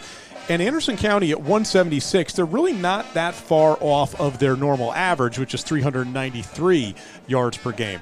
The difference has been when they've been close to the red zone, converting on those plays. And remember, in that first quarter, they had at least 3 opportunities to score touchdowns and couldn't convert. So yardage, they're still doing what they do, but they're not able to convert when they're getting close to the end zone. Well, and that's the positives Coach is talking about right now with Anderson County. The negatives are the penalties. The negatives are 3 wide-open passes that were either bad throws or drops, and then we got down inside the 2-yard line and didn't convert. But I still like that call. I think it shows a lot of confidence in not only your offensive line but also your defense as a whole. Each team has had a turnover in this game, and they both happened in the final 40 seconds of that first half. A fumble for Anderson County and then a interception on the last play, or fumble by Anderson County that Greeneville recovered, and then that interception that Anderson County recovered. And I think we need to give Anderson County's defense a lot of credit there, Mark. That was a huge play in the game. That was on the 40-yard line for Greeneville, and they get the ball to start the second half. That could have been a backbreaker, and one of those things that Coach Gillum had talked about, those turnovers have cost them the last 3 years against this Greeneville football team, and that was one of them, and they held that championship program out of the end zone and went to halftime with the goose egg. Yeah, Anderson County had lost in the second round to the same Greeneville team 24-7, and Coach Gilman even mentioned that game, and he said, we pretty much dominated the game, but we've got to take care of the football. We turned the ball over 3 times. That led directly to points for Greeneville, and that led to that 2019 loss. Well, and I think he's feeling the same way now. We've touched on that, and we're going to touch on it again. You don't let championship programs hang around. They just find ways to win, and there's guys on this football team who know how to win. If you're Anderson County, you need to get out here and get a quick 3 and out, get you a good stop, and then put points on the board, preferably walking into the end zone. Coach Spradlin, remember, this is his first year as the head coach here at Greeneville, because he had been on the staff for many years. It's actually his 14th year with the program, but he only became the head coach right before the dead period. So for Greeneville, you've got a new coach, then you have the dead period, then you have to worry about COVID and all the restrictions with that. It has not been the easiest way to break into being a head coach. Mark, I got back. I retired for 4 years. Got back into coaching last year. It was great. But I'll be honest with you, man. I don't know how some of these coaches have done it. This has been a very difficult season. I don't know that I would have enjoyed it as much with all the things they've had to deal with. And just it's high school boys, man. They don't listen half the time anyways. So, think of the difficulty not only as a new coach. You didn't have time in spring. You didn't have time, leading up to the dead period. And then you come back and you got all the regulations going on. The good news is he's been around here a long time. He's been a very good defensive coordinator. So you knew the defense would have a chance to go ahead and have some continuity. It was then trying to figure out what are we going to do offensively and getting our young guys ready to play, because they have quite a few young guys littered in. All right, well, let's talk a little bit about Anderson County again. And one thing, I thought we'd see a little bit more from Josh Gowan-Miller. He had 2 catches in that first half, 1 for 5 yards, and then the big play for 54 yards. So he's got 2 catches for 59 yards. But you take a look at his stats this year, 35 catches, 790 yards, and 14 touchdowns. And he's also gotten the job done on the ground as well. 225 rushing yards, 7 TDs. That's in long line is 27 total touchdowns that he has scored for this Anderson County team. Why have they not been able to get him as involved in the offense tonight? Well, I think a couple things. Number one, it's been hard to run jet sweeps when it's 2nd and 14. You don't necessarily want to go 5 yards even deeper and run jet sweeps. I think another thing has been that it's been very predictable on passing downs. The one play they did get him on, it was a 2nd and 8. They ran a little play action. The DB didn't give him enough respect for his speed, and they were able to run right by him for a big play. I think we'll see more of that if you start seeing the penalties going that, and we're not behind the sticks as much. But it's really hard to get your big play receivers open and get them the ball when it's 2nd and 14, when it's 3rd and 12, when it's 2nd and 11. It's hard to get those guys because, if you're a defense coordinator, you know what's coming. Yeah, and then you look at Greeneville. Let's talk about their running game, and you talk about Mason Gudger. So he's picked up 51 yards total on 12 carries. So that averaged right around 4.2. Gudger this year, 734 yards rushing, 183 yards receiving. So he's over 900 with 12 total touchdowns. What can Greeneville do to get him more involved in their offense? To be real honest with you, Mark, I don't think they can run the ball consistently against this big. Anderson County is big up front, and they've got massive linebackers that are playing very physical. I think if Greeneville is going to have a chance to open up the run game, you're actually going to have to pass a little bit more to get Anderson County to back off the double A gap blitzes that they're running. They're running twist inside in the A and B gaps. They are bringing a lot of pressure up the gut. You got to find a way to get the pass game going and really throwing in some screens here and there. Yeah. And Greeneville's only one big screen or big play away with Anderson County kind of creeping around with some of these blitzes of breaking one. But I think they're going to have to set up the run with the pass and some more screens. Well, Gudger's longest gain of this game was actually on the fake punt, and he gains 24 yards. Something that Coach Gillum had told me during the week when I was asking about this. He said we must limit the big plays from Gudger. He called him a bolt of lightning, and we saw it on that fake punt, but for the most part, Anderson County defensively has held him in check. It's funny in high school, sacks count as rushing yards against a quarterback. Yes. Fake punts count as rushing yards because when you told me 51 yards, like there's no way he's had 50. Anderson County has wrapped him up almost for a loss just about every play. Yeah. But it was a heady play. It was cool to see a senior been given the green light to make that play. If you're Anderson County special teams coordinator, you're at halftime.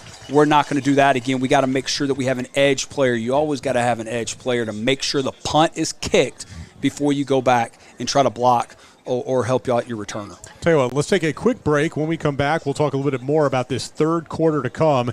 At the half, it is Anderson County on top of Greeneville, 3-0. You're watching 5 Star Preps.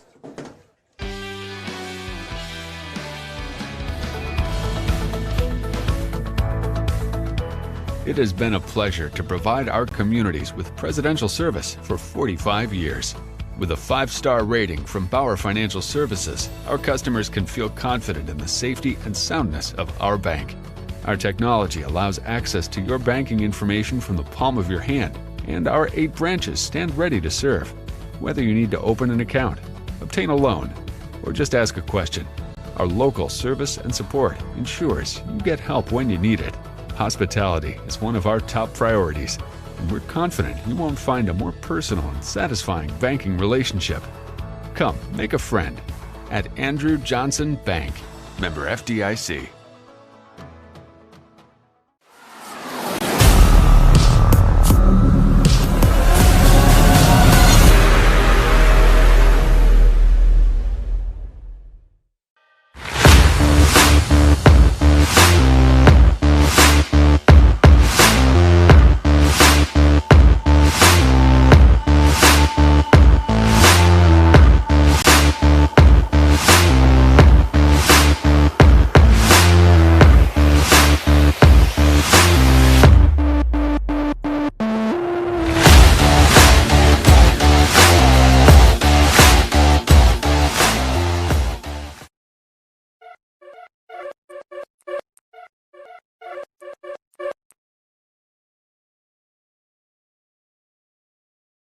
What do all these people have in common? Why do they drive from all over to Fox Toyota? Because they know Fox Toyota has the best customer service. Hi, my name is Leanne. My name is William Bratcher. Well, we're the Swisher family from Rocky Top. I'm from Harrogate, Tennessee, and I would definitely recommend Fox Toyota. They have a passion for the community, and when you come here, you're family. I bought Toyotas from Foxes since 1953. They've been great people, great family. Your alarm clock may not crow. Your hands may not be calloused. You may not spend long days growing crops or raising livestock. But you are raising something just as important. Planting seeds, cultivating, nurturing. Because growth is a part of life. And while there's joy in the harvest, there's fear and uncertainty. But you are strong. And you're not alone, because somewhere in your town, maybe just down your street, there's someone who can guide you, stand beside you, and protect you from the storms to come. And when you see them, you'll know. And you'll understand the difference between being insured and being reassured.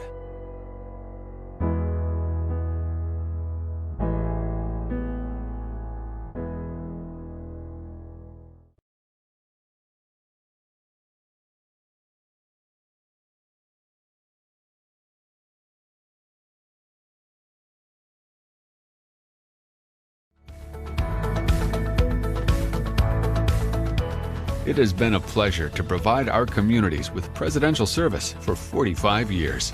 With a 5-star rating from Bauer Financial Services, our customers can feel confident in the safety and soundness of our bank. Our technology allows access to your banking information from the palm of your hand, and our 8 branches stand ready to serve. Whether you need to open an account, obtain a loan, or just ask a question, our local service and support ensures you get help when you need it. Hospitality is one of our top priorities, and we're confident you won't find a more personal and satisfying banking relationship. Come, make a friend at Andrew Johnson Bank, member FDIC.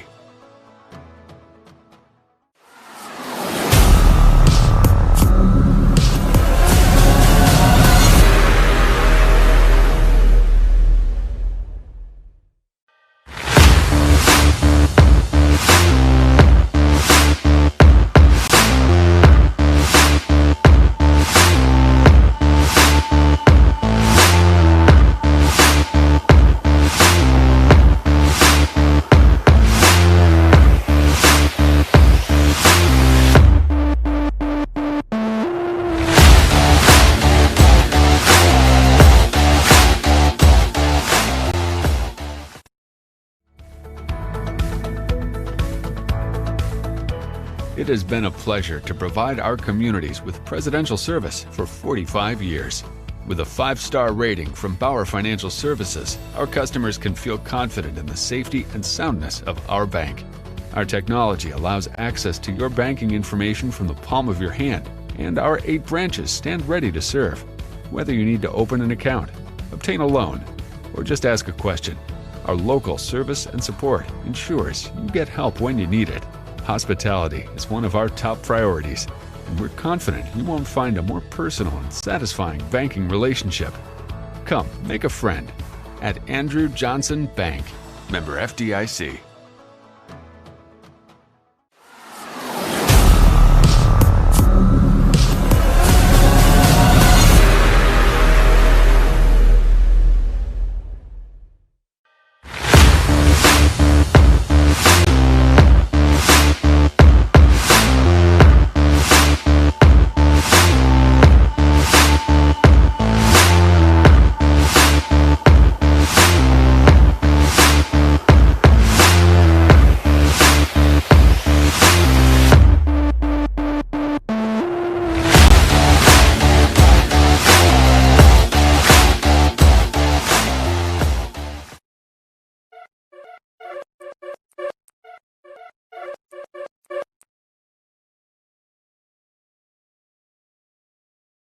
What do all these people have in common? Why do they drive from all over to Fox Toyota? Because they know Fox Toyota has the best customer service. Hi, my name is Leanne. My name is William Bratcher. Well, we're the Swisher family from Rocky Top. I'm from Harrogate, Tennessee, and I would definitely recommend Fox Toyota. They have a passion for the community, and when you come here, you're family. I bought Toyota from Foxer since 1953. They've been great people, great family. Your alarm clock may not crow. Your hands may not be calloused. You may not spend long days growing crops or raising livestock. But you are raising something just as important. Planting seeds, cultivating, nurturing. Because growth is a part of life. And while there's joy in the harvest, there's fear and uncertainty. But you are strong, and you're not alone. Because somewhere in your town, maybe just down your street, there's someone who can guide you, stand beside you, and protect you from the storms to come. And when you see them, you'll know. And you'll understand the difference between being insured and being reassured.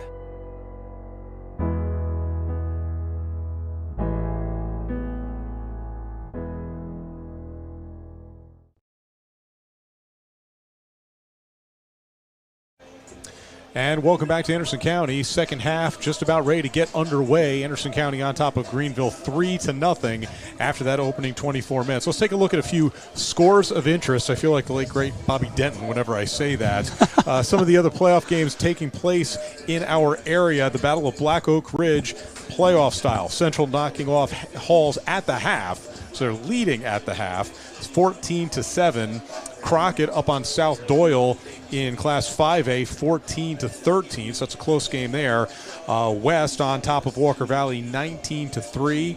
Oliver Springs leading Cloudland 24-14. And an interesting game, CAK, who of course is undefeated, they were trailing Good Pasture Christian 28-7, but they have chopped into that lead. It's currently 35-17 late in the first half. Alcoa at the half, a 42-0 advantage on Kingston. Also at the half, Nashville Christian with a 21-7 lead on the Kings Academy. Elsewhere at the half, Meigs County 21, Hampton 14. And right here, folks, we've got a whale of a game. Not a lot of points, but a lot of defense. Anderson County and Greeneville, Mavs up 3-0. Mark Nagy and Knoxville Catholic great Kevin Smith here with you in the press box at Anderson County. All right, Kevin. Don't say that too loud or they'll send us up top after a couple of that. You talk about second-round exits and some playoff woes for Anderson County. There was 3 years there that, especially our state championship year at Knoxville Catholic, we had to go through Anderson County. Very good program, very good players and coaches who've come through this program. I'm excited to be here tonight. And the opening of this game was unbelievable. If y'all have not been to Anderson County, we got to talk about it. The fireworks and the way the team comes out, it was fantastic. My heart was racing. I was ready to run down on the field and tackle somebody. I mean, it was awesome. That was worth the price of admission right there. You got to come see it. Got to. So Anderson County will have to kick this one off to Greeneville. So can Greeneville do something offensively? Can they move the football? We're going to find out. So Anderson County, the only points we've had in this game, it was a field goal by Bethel, a season-long 38-yard effort in that first quarter. And other than that, we haven't seen anybody score anything tonight. Yeah, I think Greeneville's going to have to get Brady throwing the football, get some screens in, maybe get Jacoby Gillespie, the great receiver, number 7, involved in the football game, and get Mason Gruder outside of running the football, catching the football, to then set up the run. Greeneville is in a desperate need of a big play on offense. And once again, there's that weapon. Bethel knocks this one deep into the end zone. That's the 67th touchback of the year for the Ole Miss commit, Daniel Bethel. And we did, one thing that Anderson County does have is they've got a dog that actually runs on the field to get that tee. That's something I think that look, if you have more dogs on the field at a football game, that makes the enjoyment for everybody even higher, It just adds to what – man, Anderson County puts on a show, Mark. It's not just a football game. They're doing everything out here. So here we go. Third quarter underway. Greeneville takes possession at the 20. Brady Quillen back to pass, and it is incomplete. That one a little bit too high for Gillespie, and it'll be second down. Well, and you see him coming right out of the half. It's a good job by the Greeneville coaching staff trying to get Gillespie going, trying to get the quarterback. A good, easy throw there on the slant. He's just got to make the play. A good scrape there by the Anderson County DB, Josh Godwin-Miller, to get the football out, but you got to make that catch. Second down and 10. Two receivers to each side of the quarterback, Brady Quillen. Fakes the handoff to Gudger. Quillen looking to throw, and it is it complete? They say it is. And it'll be third down and short. So Greeneville able to convert there as Mason Laws picks it up. That was a good catch and a good throw by the quarterback there, Brady Quillen. He was under pressure. Anderson County is continuing to bring A and B gap blitzes and pressure. Here's where Anderson County's made their hay all year. Let's see if they can continue to shut down teams on third down. That was the second catch of the game for Laws. Third down and short. And the quarterback, Quillen, keeps it himself, and he's going to lose a couple of yards. And that is a statement right there from the Anderson County defense. This is what they've been doing all year. Anderson County holding opponents' offense to 17% conversion rate on third down. That is a stat that I have not seen in a very long time, Mark. What a great job by this defense and Coach Chadwell there shutting down Greeneville again. Jaden Stevenson is back to punt this one away. And if Anderson County can catch the ball here, Mark, we could get good field position for that Anderson County offense. But this is what they needed. They needed a 3-and-out, set the tone again against this championship program, and get the ball back. And this was not a planned fake, but it was the Anderson County special teams with the pressure. Stevenson had nowhere to go, and now Anderson County will get the football in terrific field position. You know, we've seen both long snappers for Anderson County and Greeneville be a little bit slow with the snap. You saw it there again. A slow snap, a bobble, and if the snap's slow, Mark, and one little bobble by the punter, and they're in your face, and you saw that right there. Great job, Anderson County. So let's see what Anderson County can do here. First down and 10 from the Greeneville 20. Gavin No still the lone back with Walker Martinez still in at quarterback. Three receivers to his right side, one to his left. They hand it to No. Looked like it was a little bit of trouble with that handoff, but No keeps spinning and fighting and gains 8. And that shows you what you got a great running back, because it looked like he was going to be tackled at the line of scrimmage. Instead, he moves it all the way down to the 12. Yeah, great job. Again, he's a big old back. He is not coming down on first contact, and I thought we'd see quite a bit of him in the second half, and we're already seeing him right off the gate. Before the game, Coach Gillum, I asked him to describe No. He goes big, strong, tough, intense, and fearless. No picks up the handoff again and falls forward inside the 10. That should be good enough for another first down, or for a first down for Anderson County. And they should be moving the chains anytime, and they do. So now it's first and goal from the 9. This is time for Anderson County's offensive line to continue to take over this football game. No around the left side, and he's knocked down inside the 5, down to the 4-yard line. And if you're Anderson County here, you're thinking 3 plays to get 4 yards, and you got one of the best running backs in East Tennessee. You don't want to get too complicated here. No, and I think if I'm the coaching staff, I'm going for it again on fourth down. If I can't get in prior to that, I'm going to let this offensive line make the day for me and win this football game for me. The handoff to No. He fights his way to the 1-yard line. It'll be third and goal from the 1. You know, it's hard for a secondary player, Mark, when a 6'1", 225-pound man gets outside the tackle. You have to start making business decisions. Right. Third down and goal. And this time they're not going to rush. They will get the call from the sideline. And remember, in that first half, you had a few penalties take place because of that. I think the officials took a little time to figure that out. The handoff to No. Good cut. Close to the end zone. Is he in? He is. Flag. Back judge. This is a great cut right here, Mark. Watch Gavin No. Sees the opening to the left side of the formation there. Great job planting his right foot in the ground and bouncing in the end zone, but we see a flag here by the back judge. Well, Gillum goes out to talk to the official, so let's wait and see what exactly is going on here. And a rather animated discussion between the official and Coach Gillum.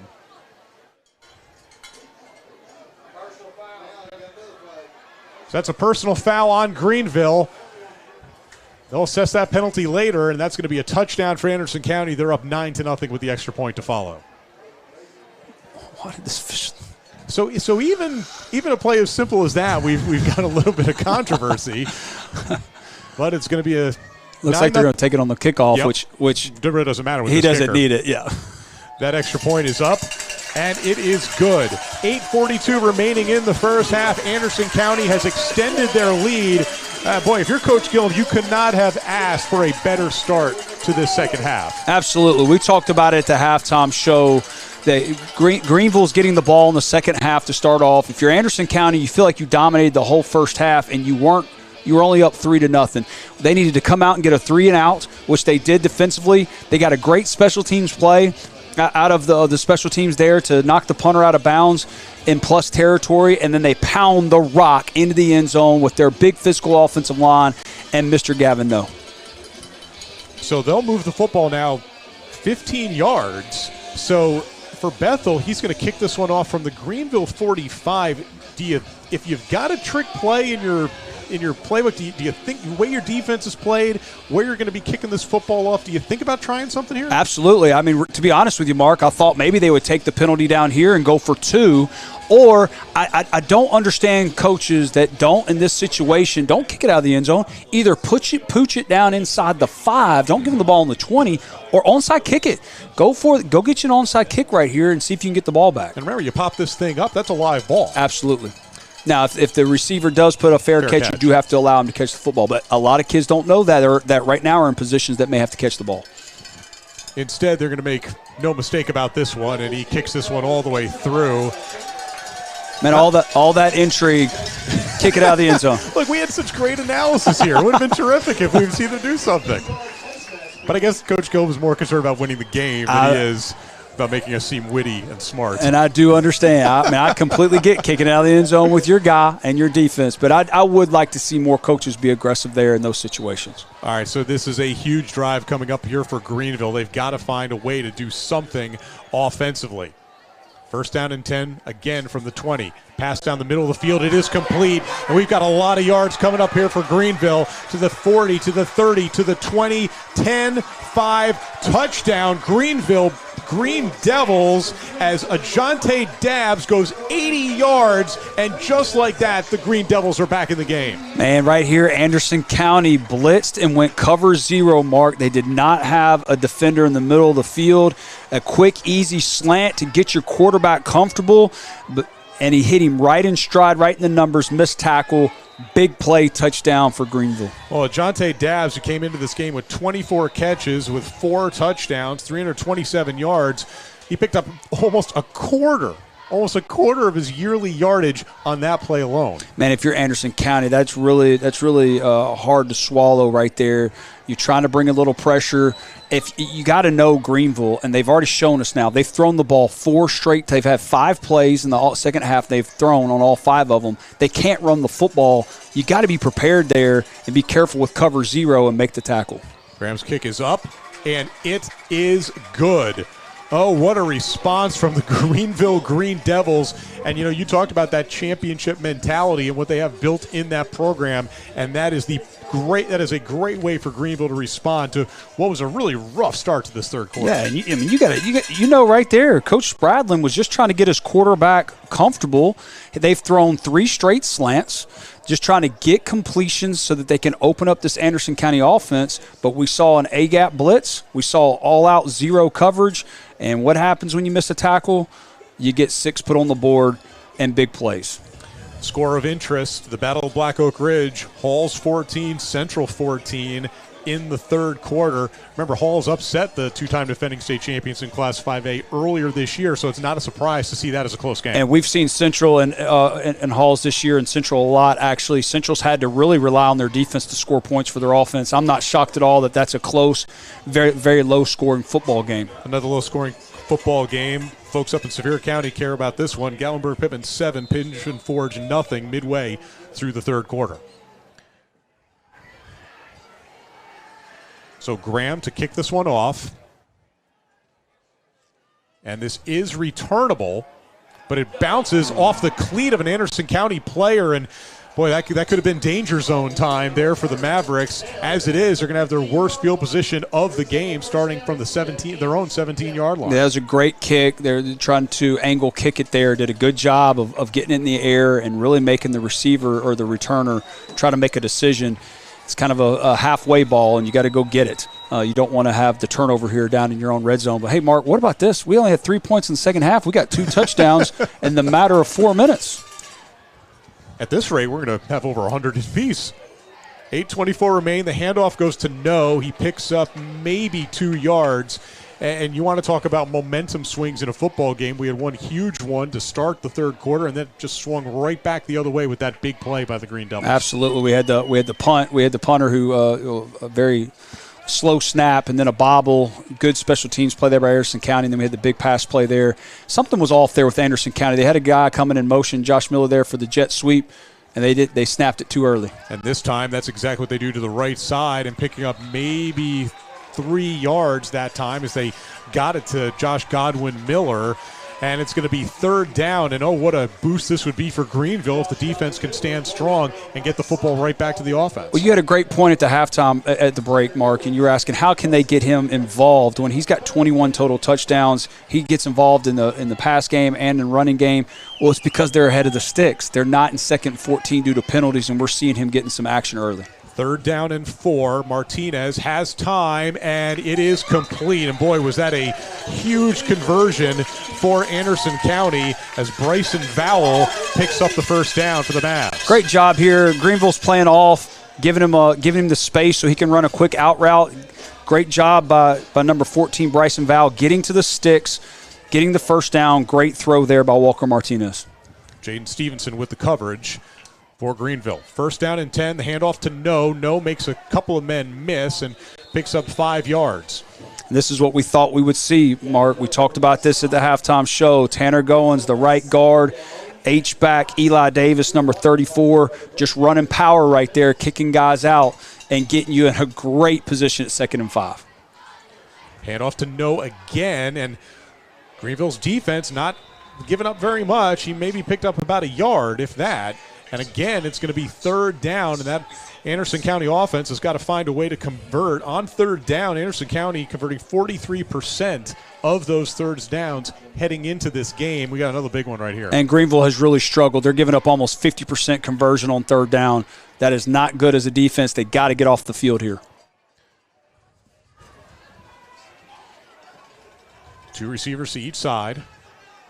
The handoff to No around the right side. Can No get to the first down? He's close. It's going to depend on the spot. And you had an official right there on that short side. And the head official says it's a first down, but this is pretty close to the sticks. And they will move them. Well, you saw it again there, Mark. Again, Anderson County has found something they like. This is the 4th time they've run buck sweep to the boundary. And one of these is going to break, Mark, because Greeneville's really having a hard time with it. Watch later in this football game. I have a feeling we're going to see a 30, 40-yard run off this buck sweep to the boundary. 1st down and 10 from the 41. We see Eli Davis back here, Mark, in the H-back position. Look for him to pull or set the edge here. No gets it again around the right side. No should have another first down, and he does as he's knocked out of bounds, but not before he gets into Greeneville territory.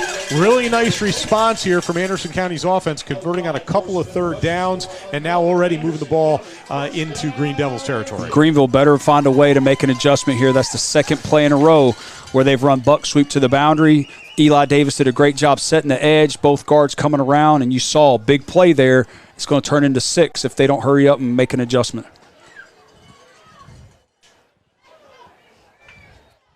High snap, and somehow they get the ball to No, but that could have been really tough as Martinez somehow got his right hand on that one.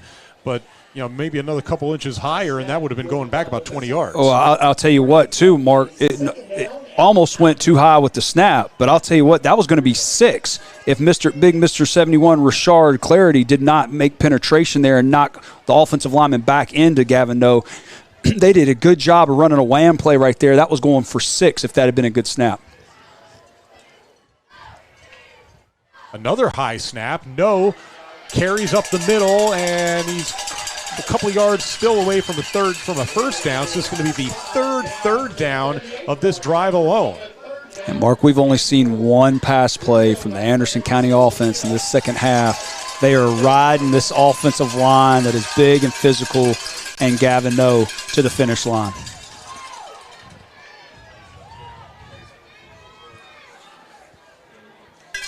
Third down and 4.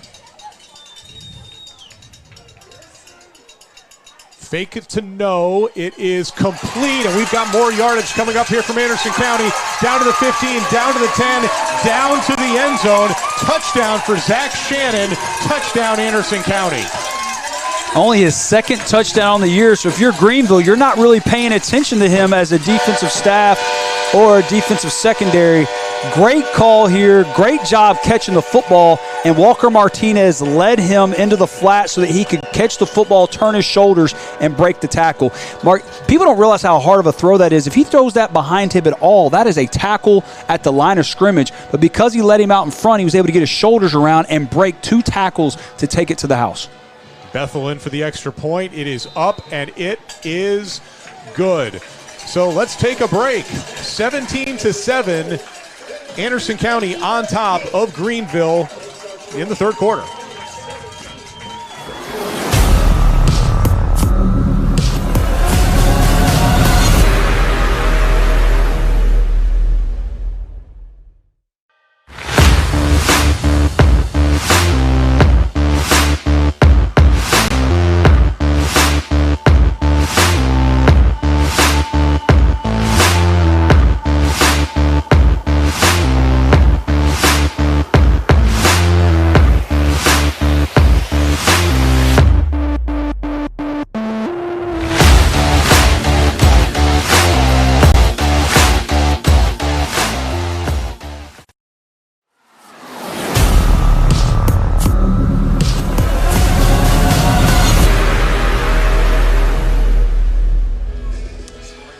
Welcome back to Anderson County. 4 minutes and 20 seconds remaining in the third quarter. The Mavericks on top 17-7. 3 huge third down conversions on that drive, in the big one, Martinez to Shannon for a touchdown. Yeah, and Greeneville's defense has struggled all year, giving up third down conversions to the opposing offense.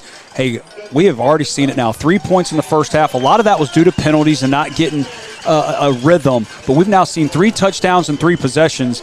And let me tell you something, man. This was huge answering Greeneville. And there's the dog. Maybe one of the best parts of the entire game, if not the best part of this entire game. I'll say the pregame show was fantastic. But you know, Mark, if you're Anderson County, again, we talked about the championship pedigree of Greeneville, and they've been your nemesis in the playoffs. What a way to come back after giving up a 60-plus play yard pass for a touchdown, coming back and answering with a touchdown of your own. Back to the air for Greeneville. They'll pick up 9 yards as that was complete from Quillen to Dabbs.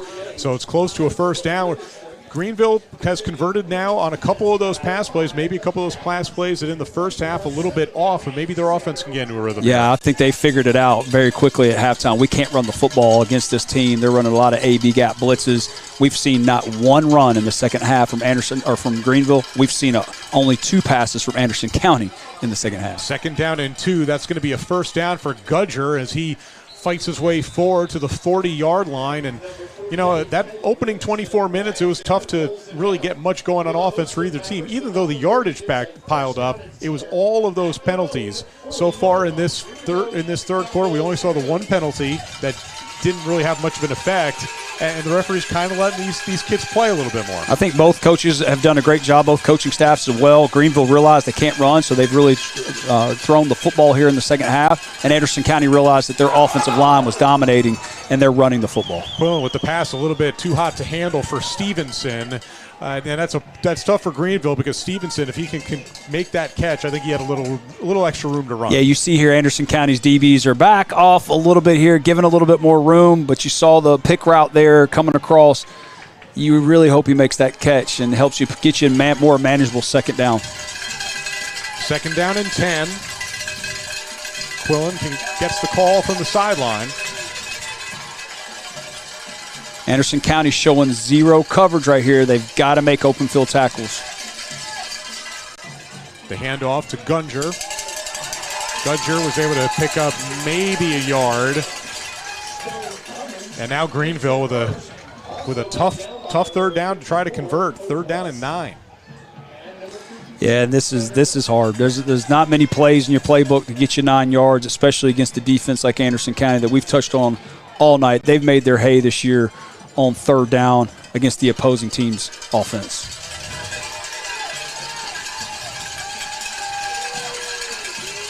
Watch the edge pressure. Quillen throws down the middle of the field, and it is complete. Oh, what a terrific catch from Ajante Dabbs. And it's going to be a 1st down for Greeneville. Wow, great job of the Greeneville offensive line right here, Mark, as you'll see them give Brady enough time to step up in the pocket, set his feet, and he's able to throw a strike right here, right on the numbers to his receiver. And great job catching with your hands. You let that get into your chest, a lot of times that gets knocked out by the DB. Yeah, it's tough for number 48, Caleb Livingston for Anderson County. It's tough to have much better coverage than that. Just a case of Greeneville just a little bit better on that play. 1st and 10 from the 47 of Anderson County. Oh, a little razzle-dazzle here for Greeneville, and they're going to pick up a lot of yardage as the handoff goes to Jaden Stevenson, and Stevenson will score. Touchdown, Greeneville. Wow. What a call, Mark. What a call. Anderson County has to stay backside, contain.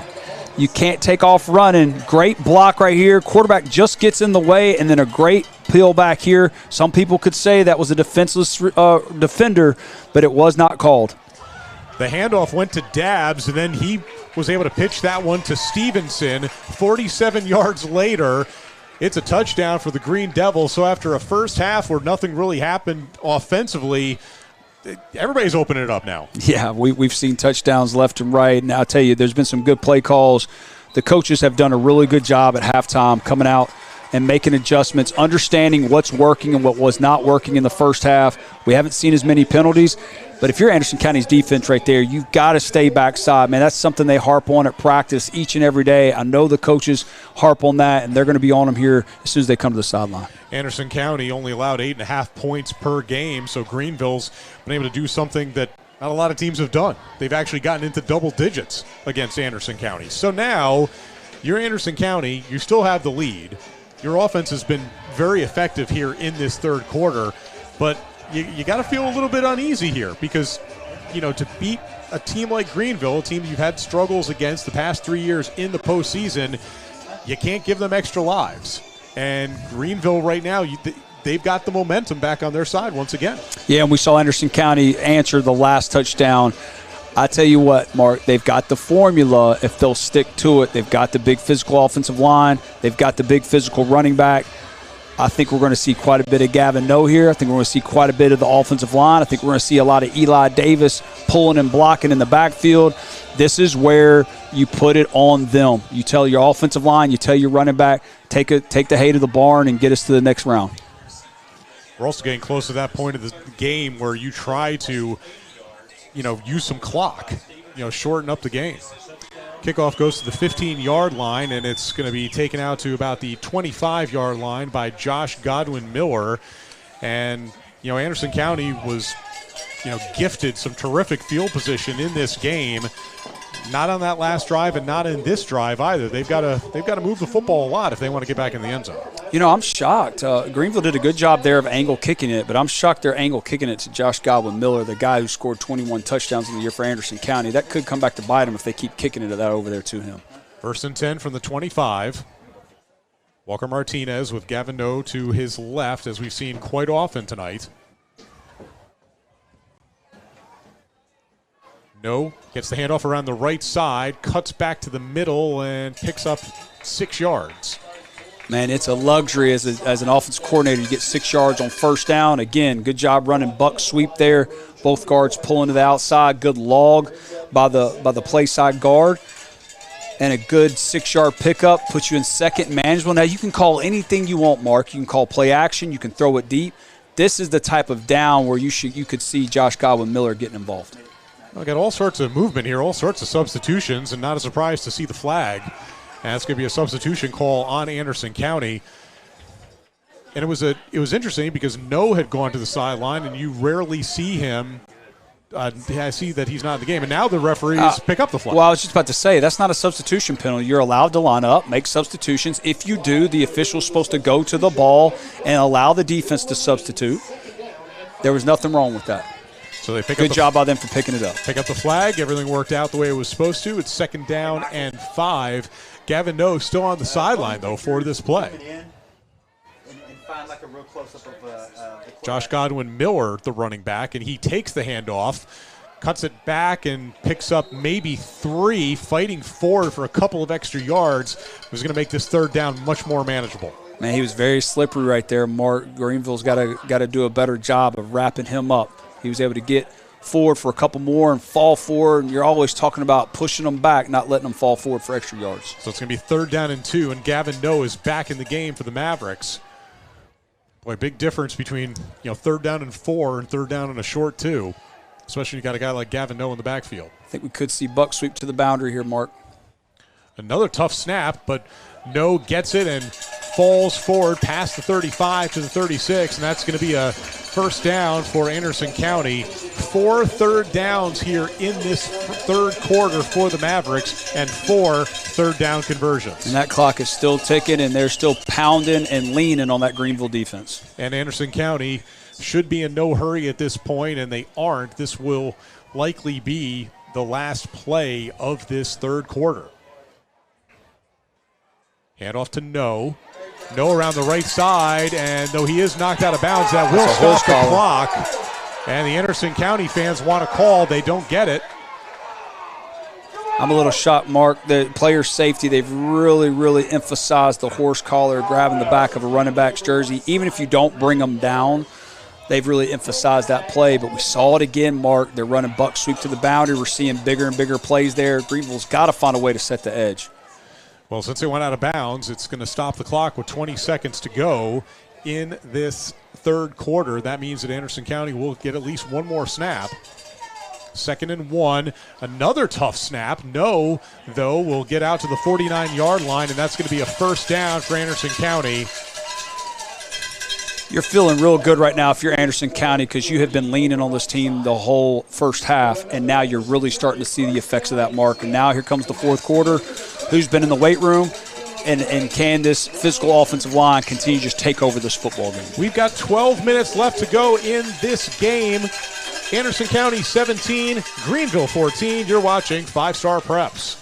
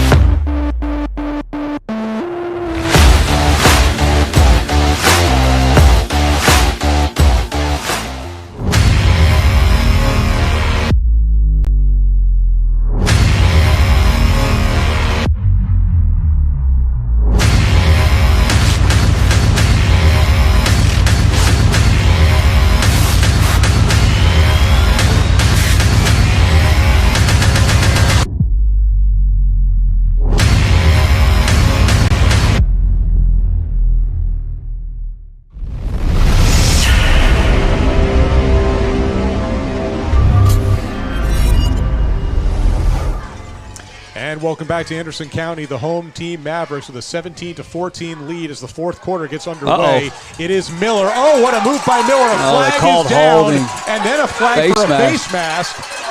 So this is going to be one of those offsetting penalties, a really exciting play, but it's going to be like it never happened. That's right. It will have never happened.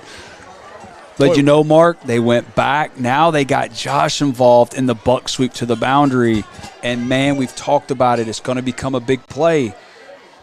But what a play there as Miller made a terrific move. This is the last play of the first half when Greeneville was trying to get some points on the board, but there was an interception made for Anderson County by Thor Williams. And there's the call from the referee. So you had a penalty on Anderson County for holding, and then you had a face mask call on Greeneville.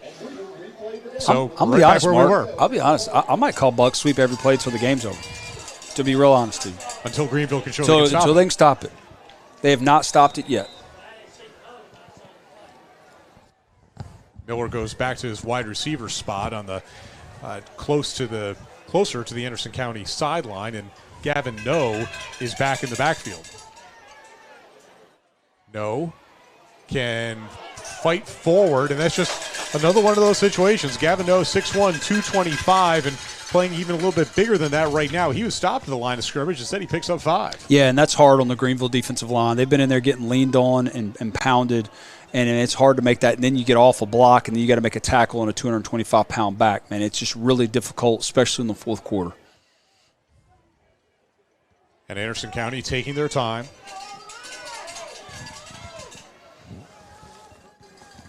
Another high snap, and then a incompletion to Zach Shannon. All sorts of bad things could have happened there for Anderson County. Instead, it's going to be 3rd down and 5. Yeah, that was discombobulated from the beginning with the bad snap. We got to get the center has really struggled here in the second half with the snaps, but you almost had a tip drill there, Mark. Yep. You got to do a good job. Don't worry about getting hit right there. Make the catch, fall down, and get yourself in 3rd manageable. Well, here's a chance for Greeneville to get the football back to the offense. Defense a little bit out of sorts on this play. Long pass up for Miller. It is knocked down, and Greeneville's defense forces a 4th down. Jaden Stevenson with the coverage there on Miller, and Anderson County's going to have to punt. Yeah, I'm kind of surprised by that, Mark. You've stopped the clock now 2 plays in a row. You almost had an interception the play before. Was really expecting to see a Gavin No run or a zone read type play and let the quarterback have a run pass option. So Bethel is back to punt. Gudger back to receive. Gudger won't have to get a hand on it as it goes out of bounds inside the 20. So if Greeneville's going to want to take the lead here, they're going to have to march 85 yards down the field with 10 minutes and 57 seconds left in regulation. That was a very nice punt. Punt inside the 20 there, giving your defense a chance to make big plays here, flipping the field. What a weapon Anderson County has in him, doing all of the touchbacks that he continues to help the defense, and also with changing the field punting.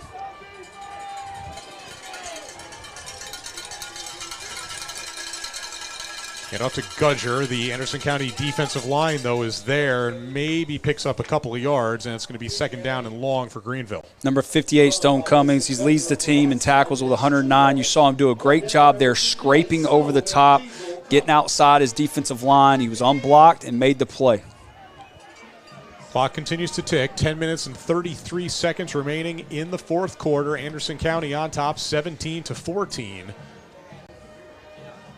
Can Greeneville put together a long drive? This has been what Anderson County has wanted to force them to do. And a whistle and a flag. Do we have an illegal formation here, Mark? False start is called. So that should be Greeneville's 9th penalty, and it is. We're starting to see a little bit more too high safeties here in the second half by Anderson County, trying to eliminate the big play off a quick slant. 2nd and 13. Quillen back to throw and nearly intercepted. I think there was a bit of a miscommunication there that time with Stevenson, and that's a little bit higher. That's a pick for Anderson County. Yeah, and I'll tell you, there's a lot of miscommunications when 2 inside linebackers are coming right at my face through the A gap. So great call there again by Coach Chadwell. He's getting pressure up the middle. Quickest way to a point's a straight line, and he's been able to find ways to come up the gut instead of from the edges. 3rd down and 13. A chance for Anderson County to get the football back, but instead Greeneville is going to take a timeout. Let's take a timeout with them. 10 minutes to go. Greeneville trailing Anderson County 17-14.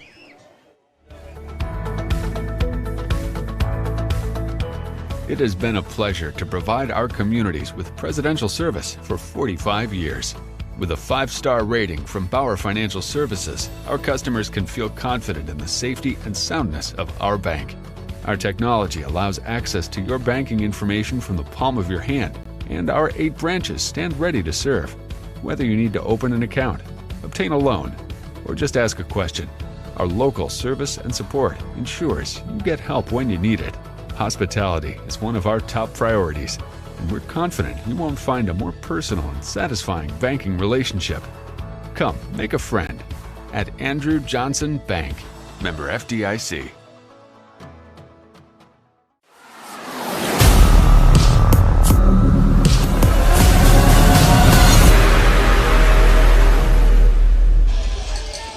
We are back, and boy, that was a key timeout for Greeneville. Yeah, I think it was very smart there. They were out of sync. It's 3rd and 13 on your own 12. You don't want to make a mistake with a sophomore quarterback. Get a timeout and get everybody settled down. Quillen back to throw and to the middle of the field, and it is complete. And down to the 40, down to the 50, cutting back to the left side, and finally knocked out of bounds. What a conversion there as Jacoby Gillespie comes up with it, and Greeneville, with a big play, gets them into Anderson County territory. Man, there was so much going on right here. You had a corner blitz off the edge, almost gets to the backside of Brady Quillen. He's able to hang in the pocket, fire the ball, and then a touchdown-saving tackle there by Caleb Williamson for Anderson County to keep Greeneville off the board. And now Greeneville is in business. Inside the Anderson County 40, the handoff, Noah to fake. Keeping it himself is Quillen. Quillen all the way down to the 5-yard line. We haven't seen Quillen keep it very often in this game. And there's a big gain for 33 yards and down to the 6. What a call. What a play by Brady Quillen right here. Running the zone read. Reed and Zach Shannon, the outside linebacker, keeping the football. He hasn't done that all night, and what a time to do it for a big play. Puts him inside the 10. First down and goal from the 6. Quillen, the handoff to Gudger. Gudger breaks one tackle and gets down to the 3-yard line where it'll be 2nd and goal. What an impressive play by a sophomore quarterback in the 2nd round of the playoffs, Mark. What a great read. What a great job getting down there. And now you hand the ball off to your playmaker, Mason Gruder, who also shows you his strength and his vision. Greeneville, right here, Mark, if I'm Greeneville, we really think we got to get in the end zone. And Greeneville has been able to get back in this game with the big play over and over again here in this second half. 2nd and goal. Quillen, hand up to Gudger. Gudger goes to the end zone and he's in. Touchdown Greeneville. The Green Devils for the first time tonight are in the lead. What a block on the edge by number 23, Isaac Brown. He gets outside, sets the edge, turns the Anderson County edge defender in, didn't allow him to set the edge and force Mason back inside. What a block. Great play, great touchdown, Greeneville. This extra point is key. It's up, and it is good. 8:37 remaining in this Class 4A second-round matchup. Greeneville on top of Anderson County 21-17. Let's take a quick break and come back with the remainder of this ball game.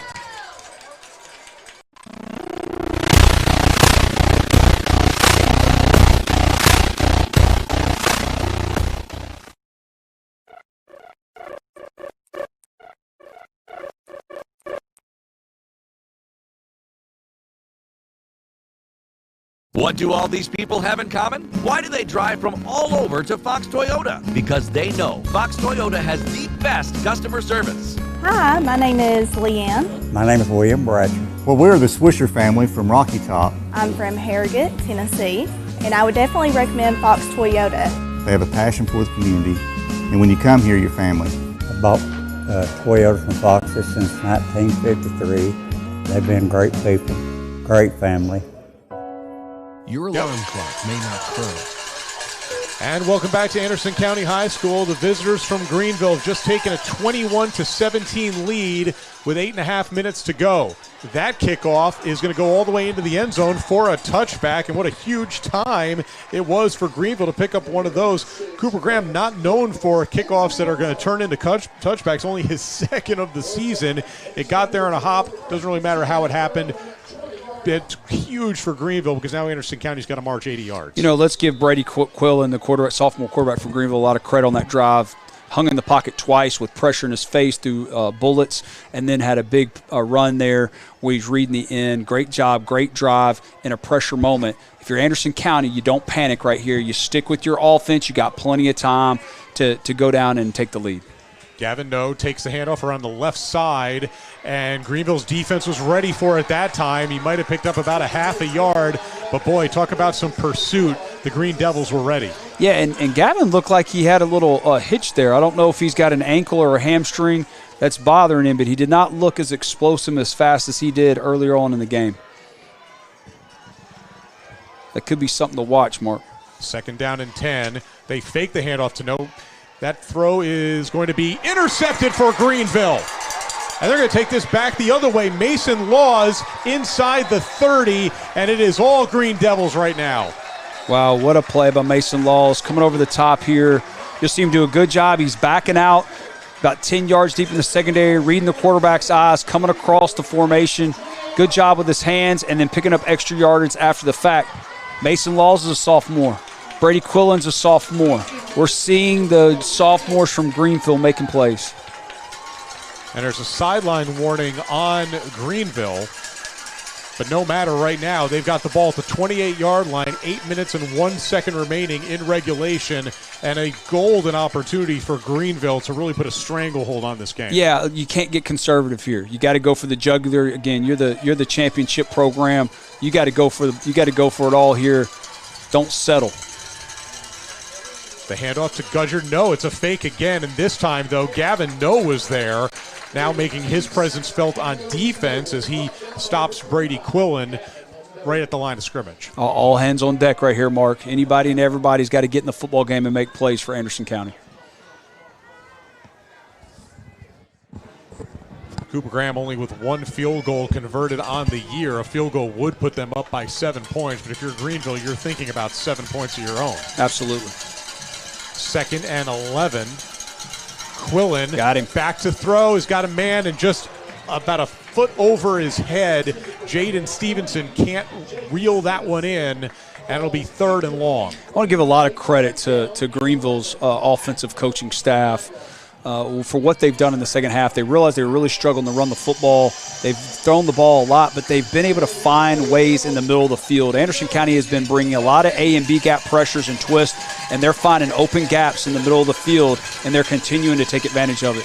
3rd down and 11, a huge play in this football game, and Greeneville is going to call a timeout. And once again, kind of like you had said on their previous timeout, which led to a big play, it just kind of felt like the offense was a little bit out of sorts. You know, they called timeout on 3rd and 13, inside their 10, sophomore quarterback. You want to calm him down, settle him in, make sure that you got the right play call on. Again, you're in a situation here. You got a great opportunity to get 3 or 6. The last thing you want is a hold by your offensive line or a turnover by your quarterback.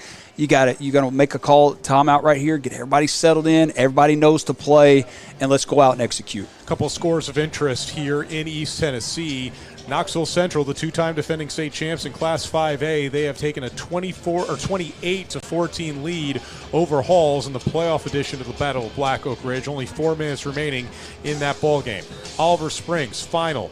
They're a winner, 24-20 over Cloudland. And with about 10 minutes to go, South Green leads Rockwood 35-3. No big surprise, Maryville 35-6 winners over Bradley Central. 21-17, Greeneville on top, 3rd down and 11 with 7:24 remaining. Anderson County's given a lot of space down here at the bottom of the screen. Quillen's got a man, it is complete. Greeneville's defense, though, recovers. Stevenson only picks up 4 yards. It's going to be 4th down, and Greeneville, I believe, is going to go for it here. It's too far for a field goal, too close for a punt. Yeah, I like the aggressive call. I love a great pursuit by Anderson County's defense there, because Greeneville saw the same thing we did up here in the booth. There was a lot of cushion there by the DB. Great job pursuing by Anderson County. 4th down and 7 for the Green Devils. Anderson County showing blitz, and they're coming.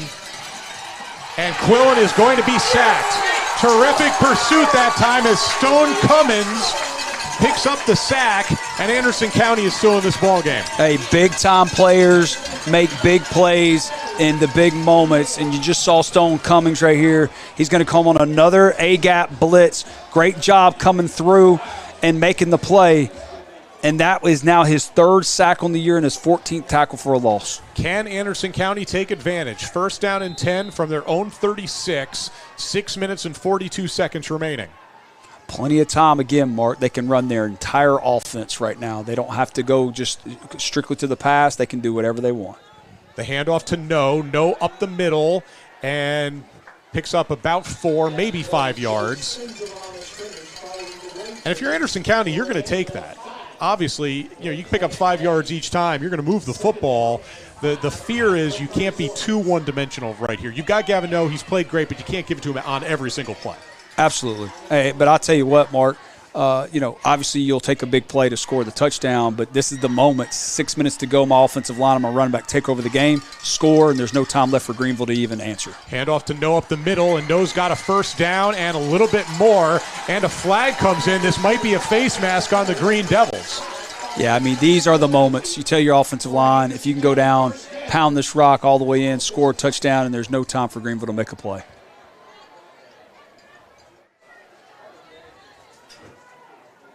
And it is a face mask. And that is huge. Anderson County will pick up, they give them 5 more yards on this one. And it'll be 1st down and 10 from the Greeneville 46. I really like what I'm seeing here. Eli Davis back in the H-back position. He's been doing a great job all night blocking. Those guys are unsung heroes when you go back and watch film. Those are the guys in the film room that are getting the love.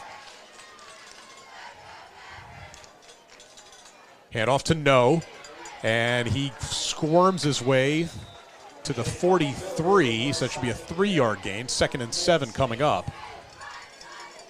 3 yards brings up a 2nd down and 7. This is the time when having that experienced offensive line with a younger quarterback. This is why you wanted those guys there. This is why you lean on those guys in this position. Especially after an interception on the last drive. The handoff again to No, and No will get down inside the 39 to the 38. That brings up 3rd down and short. And this is where you want to be. You had an interception on the last drive. You've been able to come out and run the football, not put the ball in his hands, in Walker Martinez's hands, and now you're in 3rd and very short, which is exactly where you want to be. And again, they all get right to the line, and they may not be snapping it immediately, but it doesn't give Greeneville any chance to sub. And what could be a disaster here for Anderson County. The quarterback, Walker Martinez, the snap goes over his head. He could have been sacked for a loss of about 10. Instead, Elites gets back to the 42-yard line.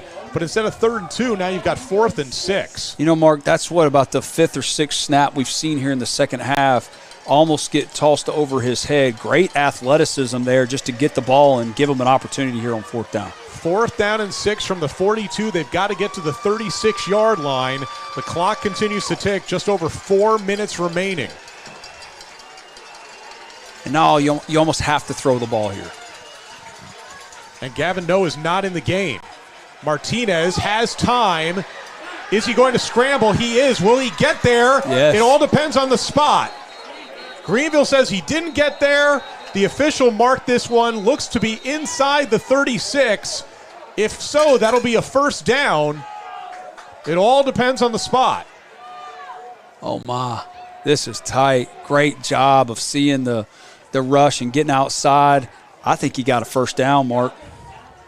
This is all about the spot. Well, the referee comes over to take a look. Oh, my. And a penalty call on Greeneville. That's going to be an automatic 1st down, Mark. A huge call in this game. The Anderson County folks are happy. The Greeneville folks not as pleased with the call. My goodness, we have seen so many flags tonight. These guys, they have been getting their throwing arm in tonight, Mark. And they'll march this one off. The key thing here, it's a first down for Anderson County, 3 minutes and 52 seconds remaining. And I'm going to be honest, Mark, if they can get the snaps down and run this football, you're Anderson County, you're actually saying tick, tick, tick. Sure. Let's let the clock keep going down. And remember, Greeneville only has one timeout remaining. Absolutely. And I like both timeouts. I know somebody's going to come in late to this ball game tonight or right now. They're going to say, why they only have one timeout left in the second half? It was two critical situations on 3rd and longs that they needed to take those timeouts, and I agree with both of them. Well, they mark it at the 32, which would lead you to believe that he was out of bounds at the 37, so it would not have been a first down. So that's not a first down without that flag. That's right. So here we go, 3 minutes and 52 seconds remaining. Greeneville clinging to a 21-17 lead. And now we see Josh Godwin-Miller back in the backfield, and we still see Eli Davis there at the H-back position. And no Gavin No in the ball game. Buck sweep to the boundary. Here's Miller, and he gets pounded down to the 30-yard line. Boy, that was a real hit laid on him by Terry Grove. Yeah, 6'5", 205 junior, 22 tackles on the year. I'd say that's number 23 that he'll put on his highlight reel after the game tonight. Nobody wants to have a 6'5", 205-pound guy fall on them. 2nd down and 8, Gavin No back in the ball game for the Mavericks. The clock continues to tick, 3 minutes and 20 seconds remaining. The give is to No. No, down to the 25, down to the 20, and down to the 16-yard line. Great job of the offensive line right there, getting a good push, inside zone. Gavin No using great vision here, finding the hole, planting his foot in the ground, and then showing you his power as he finishes through with the run. They'll mark him at the 15. Late player running off the field for Greeneville as Mason Laws heads to the sideline. Mark, it is such a luxury when your back's falling forward constantly for extra yardage. Under 3 minutes remaining. They're going to throw, and it's complete to the 10 to the 5. Job. Touchdown, Anderson County. Garrison Terry gives the Mavericks the lead back. Another great throw here by the young quarterback, Walker Martinez, getting it to his playmaker in space, in stride, so he can turn and run, get his shoulders around. I tell you what, Josh almost got a block there before the pass was called. Could have got himself a flag, but great job, great play call right there after running the football down the field. The all-important extra point for Daniel Bethel. It's up, and it is good. Boy, what a whale of a ball game we've had here tonight at Anderson County. The Mavericks with a 24-21 lead. And if you're Coach Gillum, you can now put this football game is on your defense. It's on your defense to keep them from scoring a touchdown. They're not in position to kick many long field goals. You feel like if you're Greeneville, you've got to get 6. And if you're Greeneville, certainly this is going to be your last opportunity offensively. You've only got one timeout left. There's just not enough time left to get the ball back. So if you're going to win this football game, it has to be on this drive right here. And you're going to start from the 20. Yeah. You're going to have to go 80 yards to score a touchdown. But more importantly, like you said, they haven't attempted more than 2 field goals this year. They're going to have to get really close, almost extra point-ish, to even get a field goal off. This is an Anderson County defense that's only given up 9 points a game, less than 10 points a game. It's on them. But I'll tell you what, Mark, they better be careful with the secondary here. They've had some problems covering Greeneville's receivers here in the second half. You got to make sure you're coming up and making sure tackles in open space and don't give up the big play. You talk about deep is the deepest. Don't let anybody behind you in these situations and come up and make tackles. And if you can't make the tackle, slow them down so your entire unit can come and rally around you and make the tackle and help you. Bethel knocks this one into the end zone as expected. So it's going to be 80 yards from the third round for Greeneville. Stop them from 80 yards. And it'll be third round for Anderson County. 2:47 remaining.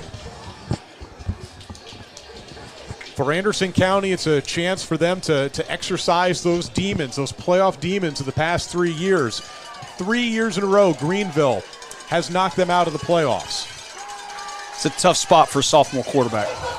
That pass down to the middle of the field, and that could have been intercepted easily. Instead, it's going to be 2nd down and 10. And we saw a little bit of adjustment there by Anderson County's defense. They backed their linebackers out. They had some guys in the middle of the field. They've been really hammering the A and B gaps tonight, and they've had some success with it. But in this situation, they were able to drop underneath those receivers. 2nd down and 10, 2 minutes and 42 seconds remaining. And a whistle, and that's going to be 5 extra yards for Greeneville. As there was an offsides, I believe Russ Lindsay jumped. You know, Mark, we all sometimes as coaches we get caught up, and we don't want any penalties at all, and we don't want to jump off sides. But in this situation, I want my guys being aggressive. I'm okay with that right there, right now. 2nd down and 5 from the 25. Handoff to Gudger, and he maybe picked up a yard. Man, my man Stone Cummings and number 50.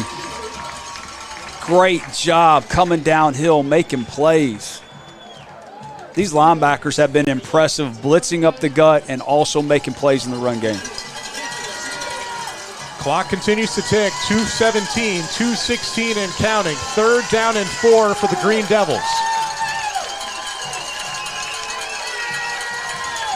The handoff to Gudger around the left side. Gudger should have the 1st down, and he does. Let's give a lot of credit to Greeneville's wide receivers right there, Mark. They did a great job blocking on the edge. They reached every one of those DBs for Anderson County and were able to get a 1st down.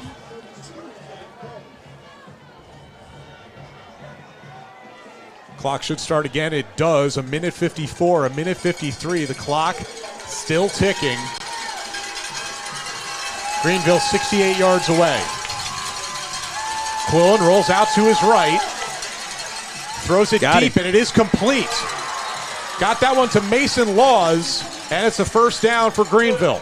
Good throw, good catch, good job rolling him outside the pocket because that Anderson County defensive line, they've been blitzing up the gut, and they've been getting to the quarterback all night. It's a good job getting him outside the pocket. And Mason Laws is down. I think that he's got a cramp to his leg, so it doesn't look to be anything serious. The medical officials for both sides come on out, and this does give both teams a chance to get a breather here. Yeah, you know, Mark, right here, this is where Anderson County has been aggressive all night, and you know, they need to get some safeties back in this situation.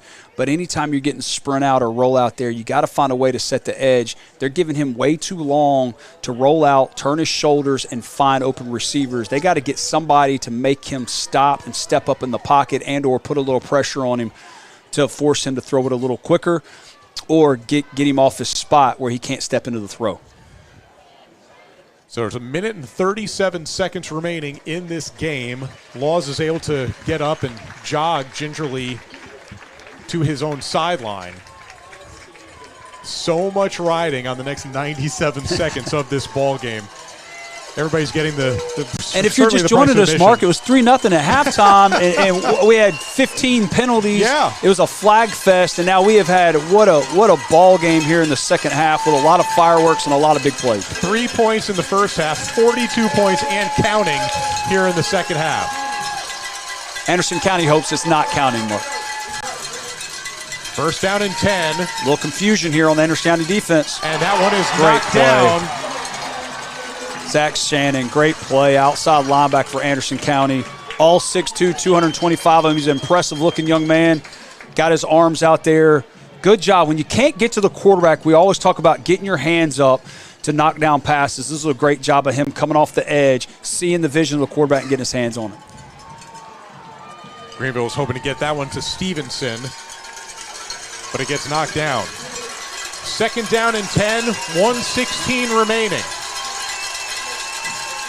Quillen has 3 receivers to his left, throws in the middle of the field, and it's incomplete. A little bit too hot to handle for Jackson Tillery, and it's going to be 3rd and 10.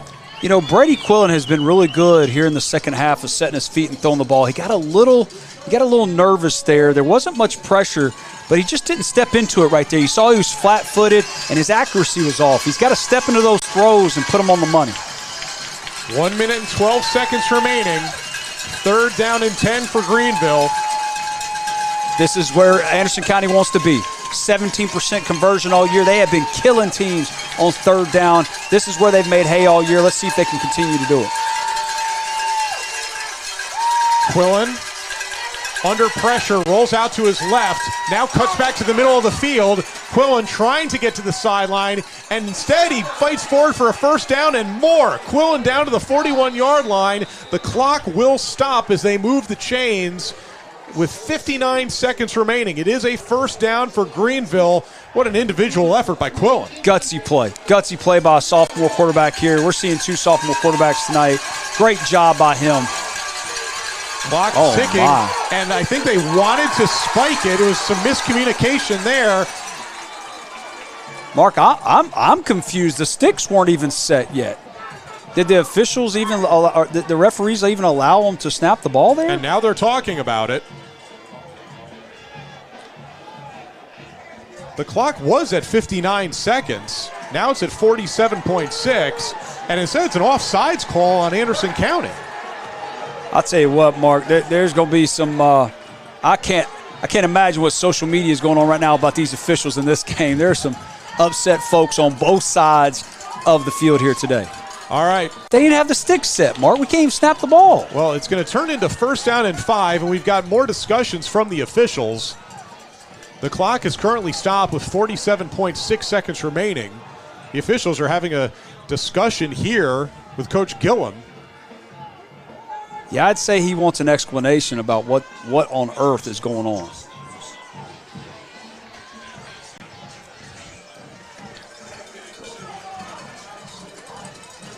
We'll see if they put any extra time on the clock. And they have. They moved it up to 50 seconds. 1st down and 5. And Anderson County calls a timeout. I think that's a wise timeout from Anderson County. Everything is kind of out of sorts here. You just want to spend about 45 seconds just calming your kids down, making sure everybody knows what they have to do. I think both coaches and both staffs, I want to give them a lot of credit. I think both of them went into halftime and found ways to help their football teams be successful. And I think both staffs have really used their timeouts wisely in the second half. And I know Greeneville's only sitting here with 1 left. In the late in the 4th quarter, but they needed to take those timeouts in very critical moments of the football game that's really kept them in this game, Mark. And then you see right here, the fans are going crazy. Everybody's upset. Nobody knows what's going on. We're confused up here in the booth. Yeah. Let's settle your team down. You're the one that's up by 3 points. They still need at least about 40-plus yards to even get 30-plus yards to get in the end zone, and they need to even get another about 20-plus yards to even get in field goal range. 50 seconds remaining. Anderson County on top, 24-21, but Greeneville is driving. You got to be smart here if you're Greeneville, Mark. With only 50 seconds left, you only got so many more opportunities to go in the middle of the field. Greeneville still has 1 timeout. Anderson County has 2 timeouts. Anderson County blitzing. They throw this one deep, and it is going to be incomplete. Hoping to hook up with Jaden Stevenson, but Anderson County's defense was ready. Looked like Thor Williams there on the coverage. Yeah, nice coverage by Thor Williams there, junior. Free safety, doing a good job. Got his head turned around and really tried to box him out. If you're thinking about basketball, boxed him out almost out of bounds there with his back. 2nd down and 5 here for Greeneville. 43.8 seconds remaining. Got to stay deepest to deepest, Mark. Nobody behind you. Quillen gets the call. Still has 13 seconds left on the play clock.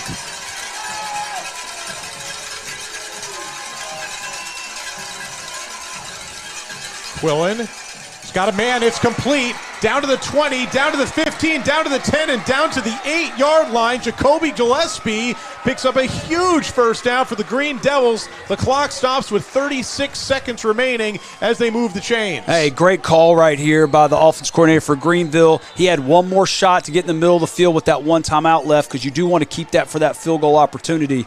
But, man, the linebackers from Anderson County have got to get underneath. They're not looking for receivers. They're just dropping to spots. They've got to be able to turn around, get their eyes on the receiver, and then either jam him or get their eyes back on the quarterback to knock that football down. And now Anderson County calls their second timeout. That means there's one timeout remaining for both of these teams.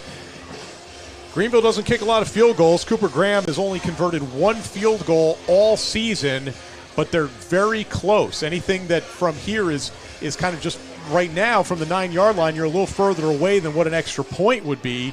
So if Greeneville is close and wants to extend this game, they may have to go that route.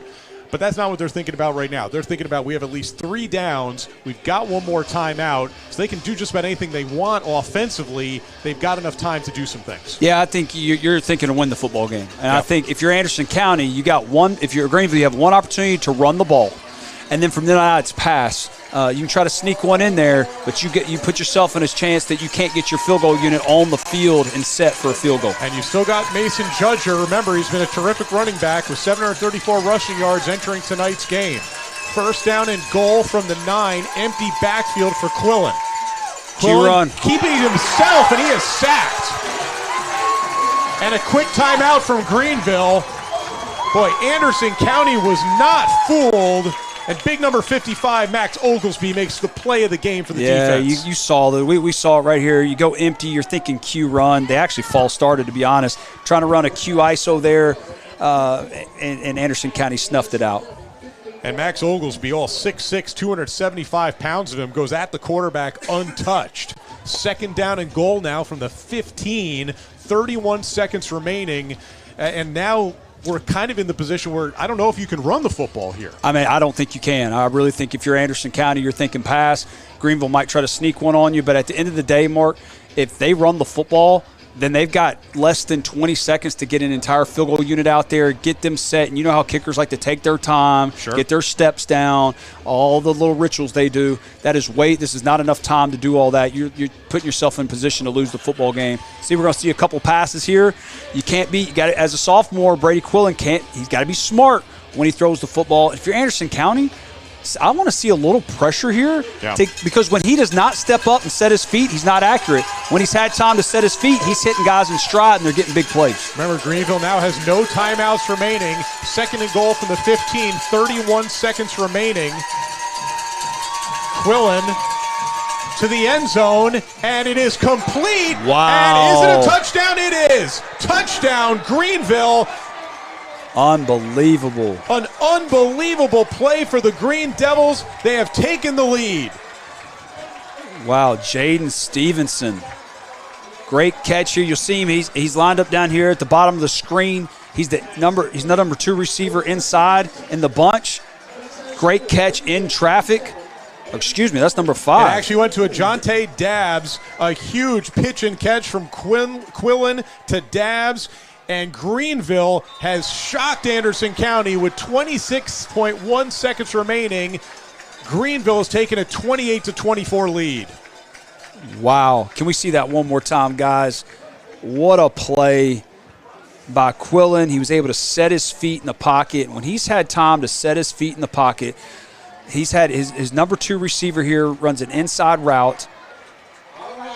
Anderson County, or the Greeneville offensive line, gives him just enough time for him to set his feet. Great catch, and he's able to spin forward into the end zone for the touchdown. So Greeneville has a 28-24 advantage with only 26.1 seconds remaining. Likely they will be returning this kick. They do have one touchback in this game that went on a hop for Greeneville special teams. Wow, Mark, what a second half. What a change of events here. Big plays by the sophomore quarterback, Brady Quillen. This is championship programs. They don't rebuild. They just keep reloading. And these guys are making plays all over the field tonight for Greeneville. Bryson Vowell and Josh Godwin Miller are back to receive. It this goes is to Miller. Miller fumbles it, picks it up, though, and he will get down to the 25-yard line with 20.9 seconds remaining. Anderson County still with one timeout remaining. All right, where's your hook and lateral? Could we see a Stanford versus Cal? Well, you can't laterals. You've got to have some sort of plays in the playbook for just such an occasion. 20.9 seconds remaining. Greeneville will certainly be playing a lot of prevent defense here.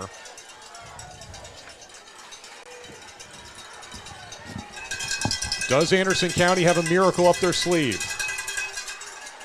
Martinez throws it to Miller, and he's out of bounds outside the 40, down to the 41-yard line. That took up about 5 seconds.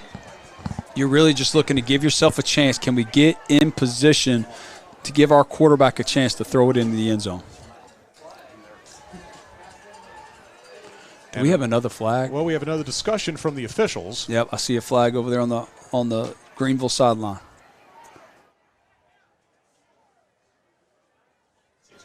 That's a field goal or a flag on the far side of the field. Be interesting to see what this calls. Anderson County thinks it's against Greeneville.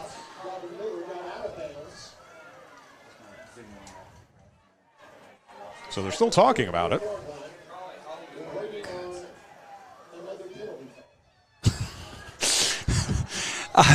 The poor PA announcer here from Anderson County, he's tired of these flags as well, just like we are. Good gracious. And the official having a discussion with Coach Gillum.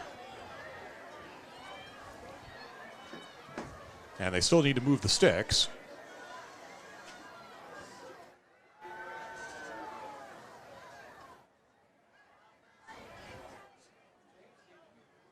And let's see about the call.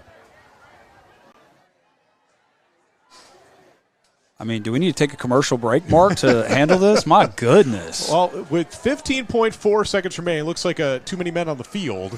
So, and it's declined. So it can't be added on afterward, I guess? I don't know. There we go. So all right, let's get back to action, baby. Let's go. 15.4 seconds to go. Remember, Anderson County still with one timeout. And that's going to be a false start.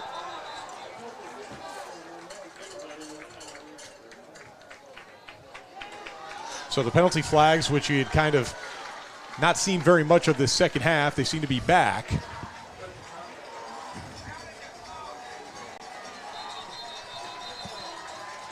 And the officials are having to make sure that the clock is back to where it was. I think it was at 15.4 seconds. And they've reset the clock to 15.4.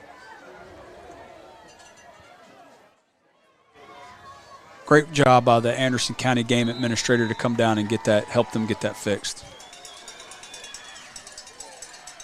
Martinez in the middle of the field, and it is incomplete, just a little bit behind Bryson Vowell. That really hurts. You take 4 seconds off the clock, and you don't gain any yardage. It'll be 2nd and 10.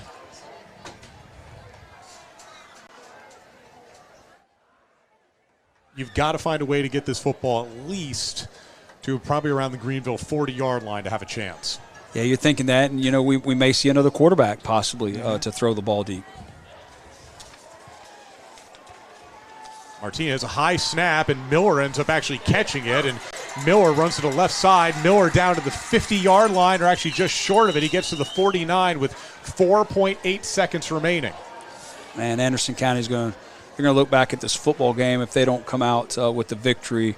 Had a really hard time snapping the ball in the second half. Great job by Josh just making a play.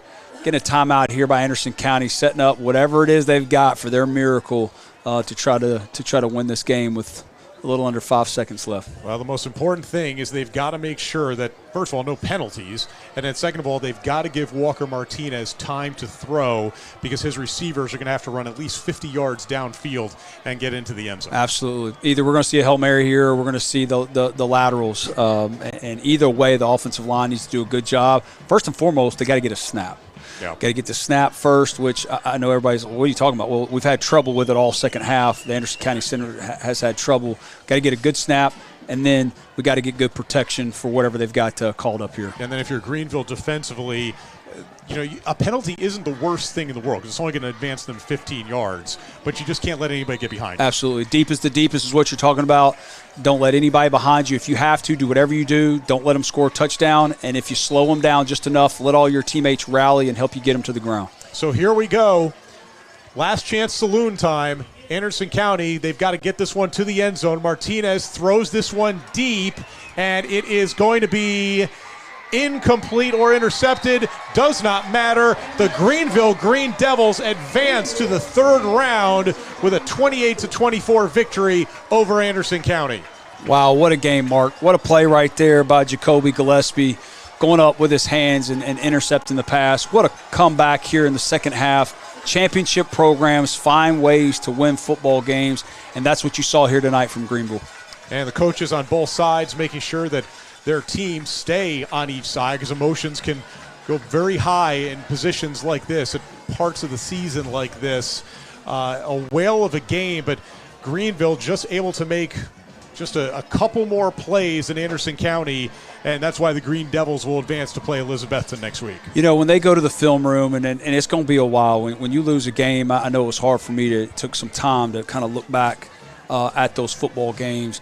They're going to look in the first half, Mark, and really this game, now that we've seen the outcome, the first half is really what killed Anderson County. We saw 3 opportunities of wide open receivers, whether it was a bad pass or it was a dropped pass. We saw inside the 3-yard line. We did not convert. I did like the call, though. I liked the aggressive call, but they did not convert. They go to halftime with a 3-0 lead. They come out and do what they need to do, Mark, in the second half.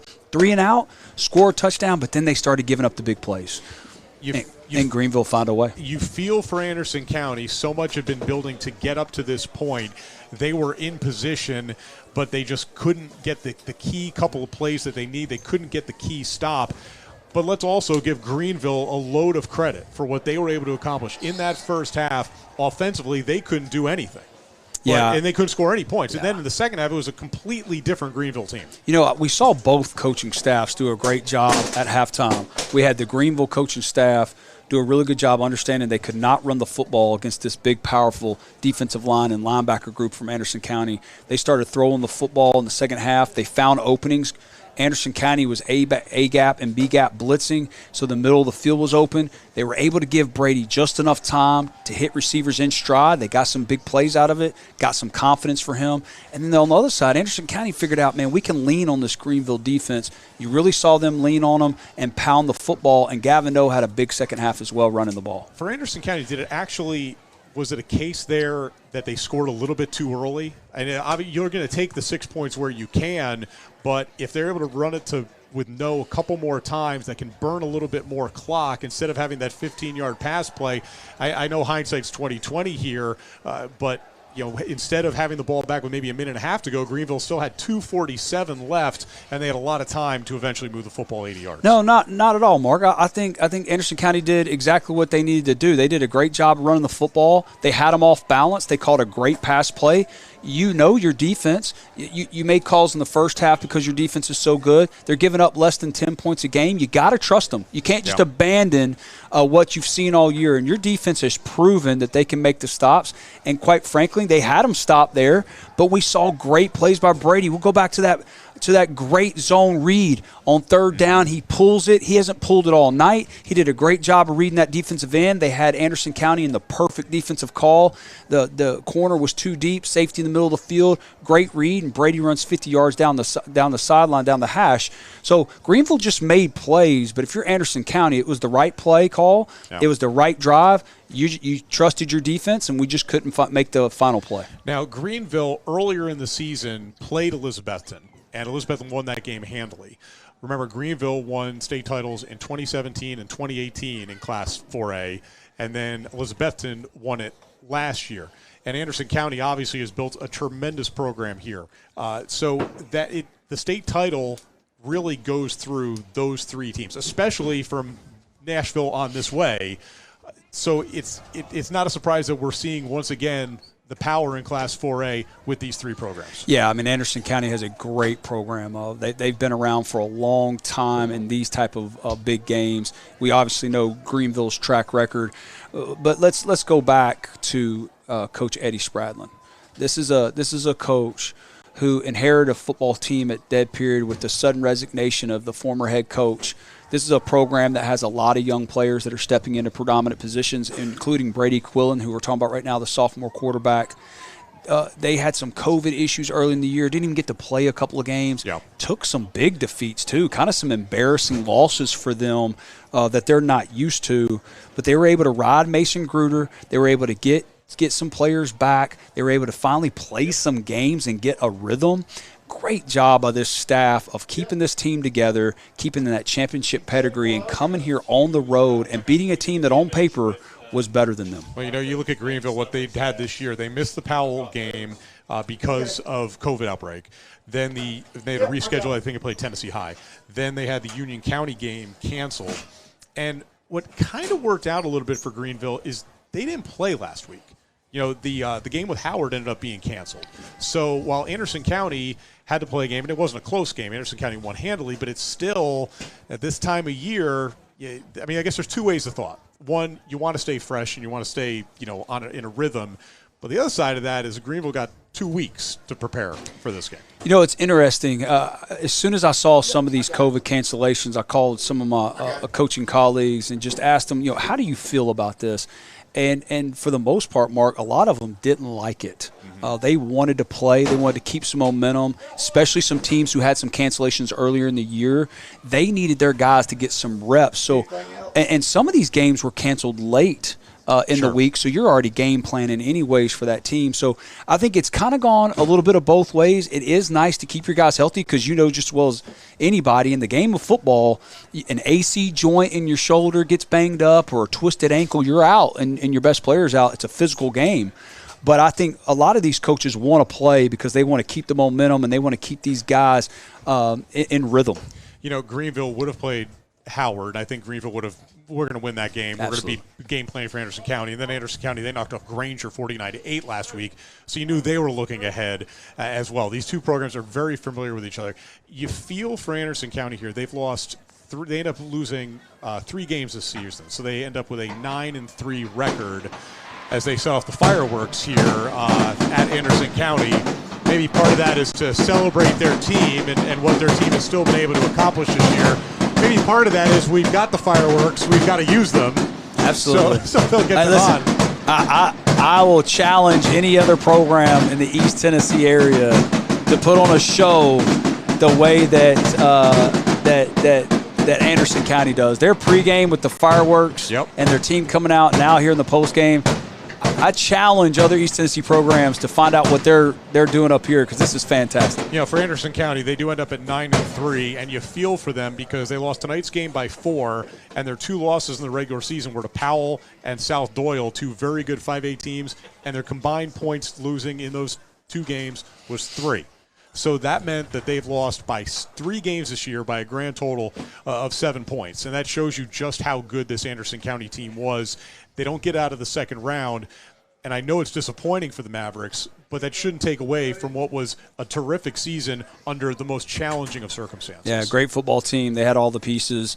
They showed it here tonight, and they had an opportunity to win the game. I mean, again, when you look yourself in the mirror the next day, you just want to be able to say we gave ourselves a chance to win the game. They did. They had a great football season. There's nothing to hang their hat or their head down about, and this is a team that's got a lot of bright spots coming up. Mark, we really saw some young playmakers that this Anderson County program is not going anywhere. Yeah, well, the one thing that Anderson County is, I know that Coach Gilb is not going to want to think about 2021 right now, but they're going to have to make a lot of changes offensively because that offensive line, he loses just about all of them. Yeah. Bull Shipley, senior, Stone Cummins, senior, Tanner Goen, senior, Max Ogilby, senior. The center, Sully Sexton, he's at least a junior. But there's going to be a lot of kids who didn't get as much playing time this year who are going to play some very big roles for Anderson County in 2021. Well, Anderson County's done a good job over the years. They've always had a good allotment, or they've got quite a few big kids that they can kind of reload with. And anytime you have Gavin Noe in your backfield, I think we're going to still see him running the football, and I think that they're going to have some young offensive linemen step up for him next year. But this is an Anderson County team that's not going anywhere for a while, and if I'm Greeneville, they better continue to get in the weight room and be ready to have these type of battles each and every, second round of quarterfinals each and every year. Looking ahead a little bit to next week, Elizabethton, I think they've won about 28, 29 games in a row. They're a powerhouse right now, and they handled Greeneville fairly well a few weeks ago. But the way Greeneville, if they can play the way they did offensively in this second half, they've got a chance to hang with Elizabeth. And it wouldn't be a surprise for that game to be much more competitive than it was in the regular season. Yeah, well, I think tonight what you got is you got some confidence for Brady Quillen. And we saw, and if I'm Elizabeth and I'm looking on film, if you give him time to set his feet and step up in the pocket, he showed some accuracy in putting the ball on the money to his receivers. We already know what Madison Gruder can do. Yeah. He's been a guy who's been a staple for this program for a couple of years now. So if Elizabethton's going to have to focus on him, but this Brady Quillen guy made big plays in the fourth quarter, and when you do that and you finally see it and you see it on film and you feel it, that is the next step for him and something. If I'm a Greeneville fan or teammate, we now got us a guy who's ready to take us to the next level. Coach Spradlin told me earlier in the week the thing he's most proud with this team is that his kids got better each and every week, which really says something because remember, as we talked about before, Drew Gregg, who was their senior quarterback, the guy that they thought they'd be running with all year, tears his ACL in the Austin East game back on week 3. So they've had to work through that, and they had some bumps along the way because of that. But then you get to like this time of year, and it was actually kind of like this game was kind of a microcosm of their season, is that they had to get better as this night went on to have a chance, and eventually they just had a little bit more to get over the finish line. You know, it feels like they were just kind of hanging on to their season because of all the things that were going on with injuries and COVID, and they were just trying to hang in there with new coaching change, which had to have been a shock to the players as well. And it's almost like you're just hanging on. And then tonight felt like that. They were just hanging on in the first half. Anderson County had so many opportunities to put this game away in the first half, and Greeneville just hung on. And then in the second half, you saw them make some adjustments, and you saw them make big plays. You saw them make championship plays, and they were able to pull out the victory. I want to take a look at some of the other scores that we've been getting in from our folks. And obviously the great Jesse Smithy has passed a lot of these along on 5-star preps. You can also look and say that in Class 5A, it looks like Oak Ridge was going to move on with a 20. They were up 23-0 over Ray County midway through the fourth quarter. So you feel like they have a good chance to have won that game. Hampton scored, but with 5 minutes to go, but Meigs County was still up 42-27 in that one. This is just it's just the best time of year. I mean, this is the time of year. If you are a high school football fan, it isn't even almost as much of getting into championship Thursday, Friday, and Saturday. It's nights like this where there's just games all over the place, and you just can't keep up with them. And you just look so forward to especially the second and third weeks of the postseason because so many teams are still involved and so many really good football teams are involved. And that's kind of a case of like tonight. I mean, Greeneville and Anderson County, you can make a case that these are both state semifinal kind of teams, and one of them ends up being out in the second round. You know, it's interesting in East Tennessee. You know, there was a time there in the early 2000s that 3A was dominant in East Tennessee, that there was a 6-year run there where whoever won the region or came out of the quarterfinals because everybody was playing rematches won the state championship 6 straight years in a row, and you're starting to see that here in 4A and 5A, that East Tennessee is really loaded in those, and so you get really, really nice competitive matchups in the second round and then the quarterfinals. And, hey, we're here. We love it. 5-star preps. We get to come out here and love on these coaches and players and these communities, and I'm just so thankful that we're being able to put a spotlight on them and that they're out here to be able to play in these great games. And, hey, it's win or go home. And that's what we love about the game of football in the playoffs. Class 4A football, again, like we've been talking about, it's Greeneville, it's Anderson County, it's Elizabethton.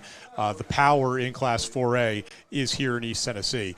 Class 5A football, the power is absolutely in East Tennessee. Look at what you've seen over the past few years. Knoxville West has a state title on their resume. Powell has been in the hunt since Coach Lowe has been back there, and I don't think that they're far away from getting to Cookeville. Knoxville Central, Coach Rosser left, but they really haven't missed a beat. They've got 2 titles in a row, and they've now advanced to the state quarterfinals.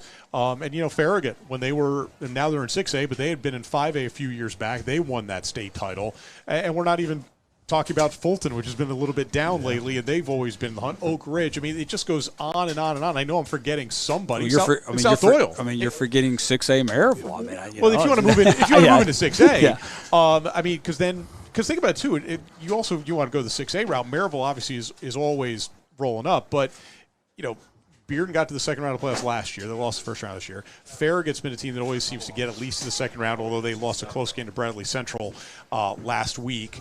And Hardin Valley's been a little bit down, but they've been in the hunt, in time. So, I mean, it's hard if you want to say, okay, east side of the state, west side of the state, where are the best football teams? I mean, you can maybe look at some of the players, okay, how many of these players are going to go play high Division I football? But as far as teams are concerned, especially you go 4A, 5A, 6A, not even talking about Alcoa and 3A. Yeah. There's just so many powerhouse teams on the eastern side of the state. Yeah, I think East Tennessee, and in particular the Knoxville and surrounding areas, gets forgotten about a little bit. And part of that is Nashville has grown so much, and people just kind of forget about football out here in the Knoxville area. But you just hit the nail on the head, Mark, that there's not necessarily a lot of stars, and there's some good players now. We've got all kind of players littered going to Division I programs and Power Fives, but it's more. You see a lot more of the Memphis kids and the Nashville kids on the 24/7 list and the Rivals list. But the teams out here in East Tennessee, each year in and year out, are competing for the gold ball, and they are sometimes sweeping 3 all the way to 6A here in East Tennessee. But you just look at the coaches in East Tennessee and how long that they have been at their respective programs. Gary Rankin, obviously what he's done at Alcoa. Coach Gillum has done such a great job here at Anderson County. And then you go into 5A and you can go Gaddis at Oak Ridge, and this, in this time back with the Wildcats, Rob Black at Fulton. I always look at Clark Duncan at South Doyle and think about what he's done at Powell. Said he was never going to coach football again, just be the AD at South Doyle. Has ended up taking that program, which was really down when he became the head coach playing for football again. And now that's a perennial state championship contender. When you have those kind of coaches, and especially the ones who have been with those programs a long time, you're going to have fairly consistent success. And that's what we've seen from a lot of those teams. Good players have helped. Coaches that have continuity, coaches that have been able to keep their staffs together. Yep. I haven't had a lot of guys leave those staffs. George Quarles leaves and they promote within. Greeneville, they promote. There's been a lot of guys where the continuity of the program has not changed. Right. And when you can keep coaches together and there's a standard set, that is really, there's really no price you can put on having a standard set, and that standard, everybody knows it each and every year as the players continue to move up the ladder, whether they go from freshman to sophomore and so on.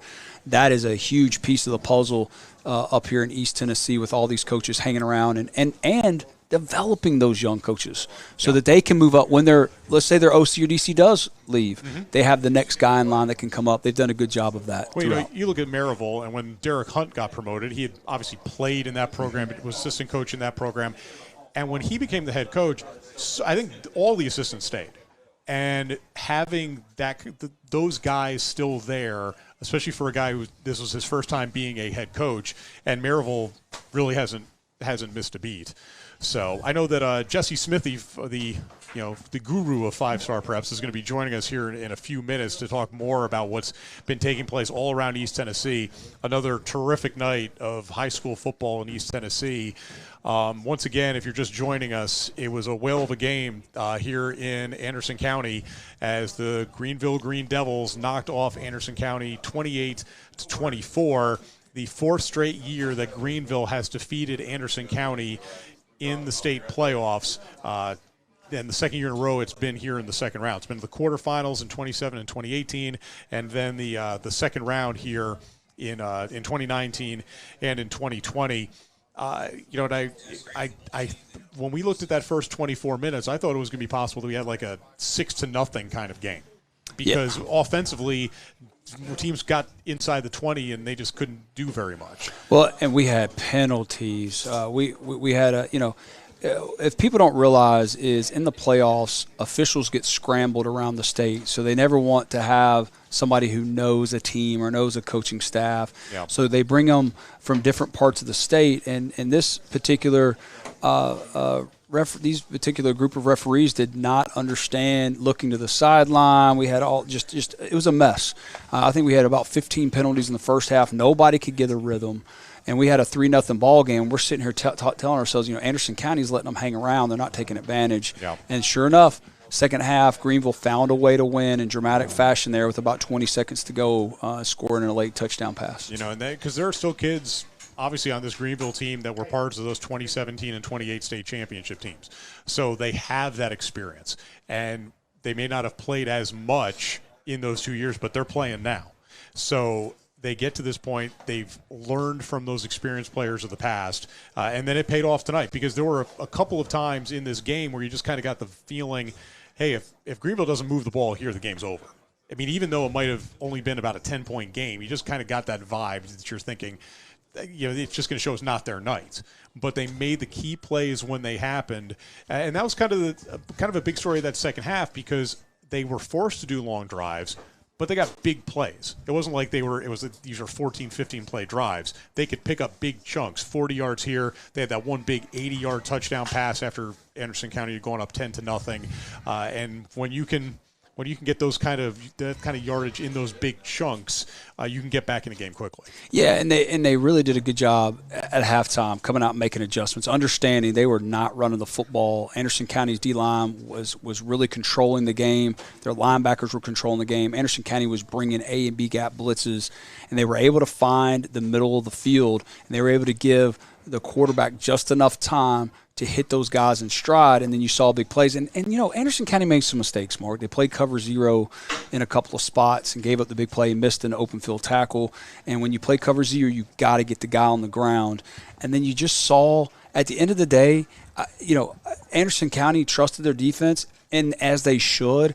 And, sometimes offense, there's better offense than there is the defense. And we saw Brady Quillen do a great job on the zone read. I thought that was kind of the play of the drive there to score. When he pulled the ball, he read the defensive end perfectly. Anderson County's in cover 3. They don't have a safety that can get in the alley. They got a corner super deep over on the boundary.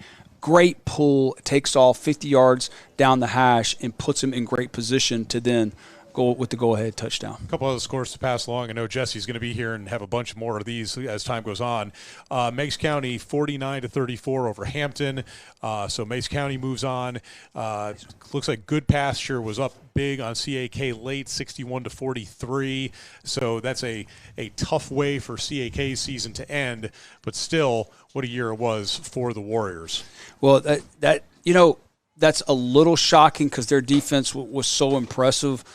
But we've been talking about East Tennessee and the programs. That Division II AA right now, the Middle Tennessee teams are loaded. Yeah. And I thought that CAK would struggle next week with CPA, but obviously they're not going to get that opportunity. But it's been the kind of the ECS, Lausanne out of Memphis, and then the CPA, and now a new kind of Lipscomb Academy's coming. But this is a very, very stout division there in Division II AA down in Middle Tennessee. A couple of the scores in Division II. Nashville Christian knocks off the Kings Academy 35-14. And, boy, what a game for Gatlinburg-Pittman and Pigeon Forge. The folks there in Sevier County really cared about that one. Gatlinburg-Pittman 14, Pigeon Forge 7. So a very defensive game and a terrific game between those two Sevier County teams. So I think we're going to take a quick break, and when we come back, I think we're going to be joined by Jesse Smithy, who's going to have the complete rundown of everything that's happened in East Tennessee. Once again, the final score here at Anderson County. Anderson County falls to Greeneville 28-24. The Green Devils will move on to the state quarterfinals in Class 4A football. That should be it for me. I think Jesse Smithy, again, is going to join us. I'm Mark Nagy. Kevin Smith's here. Stick around, though, for more from 5-Star Preps as we got your complete rundown of everything that's happened tonight in high school football in East Tennessee. So we'll take a quick break and be right back.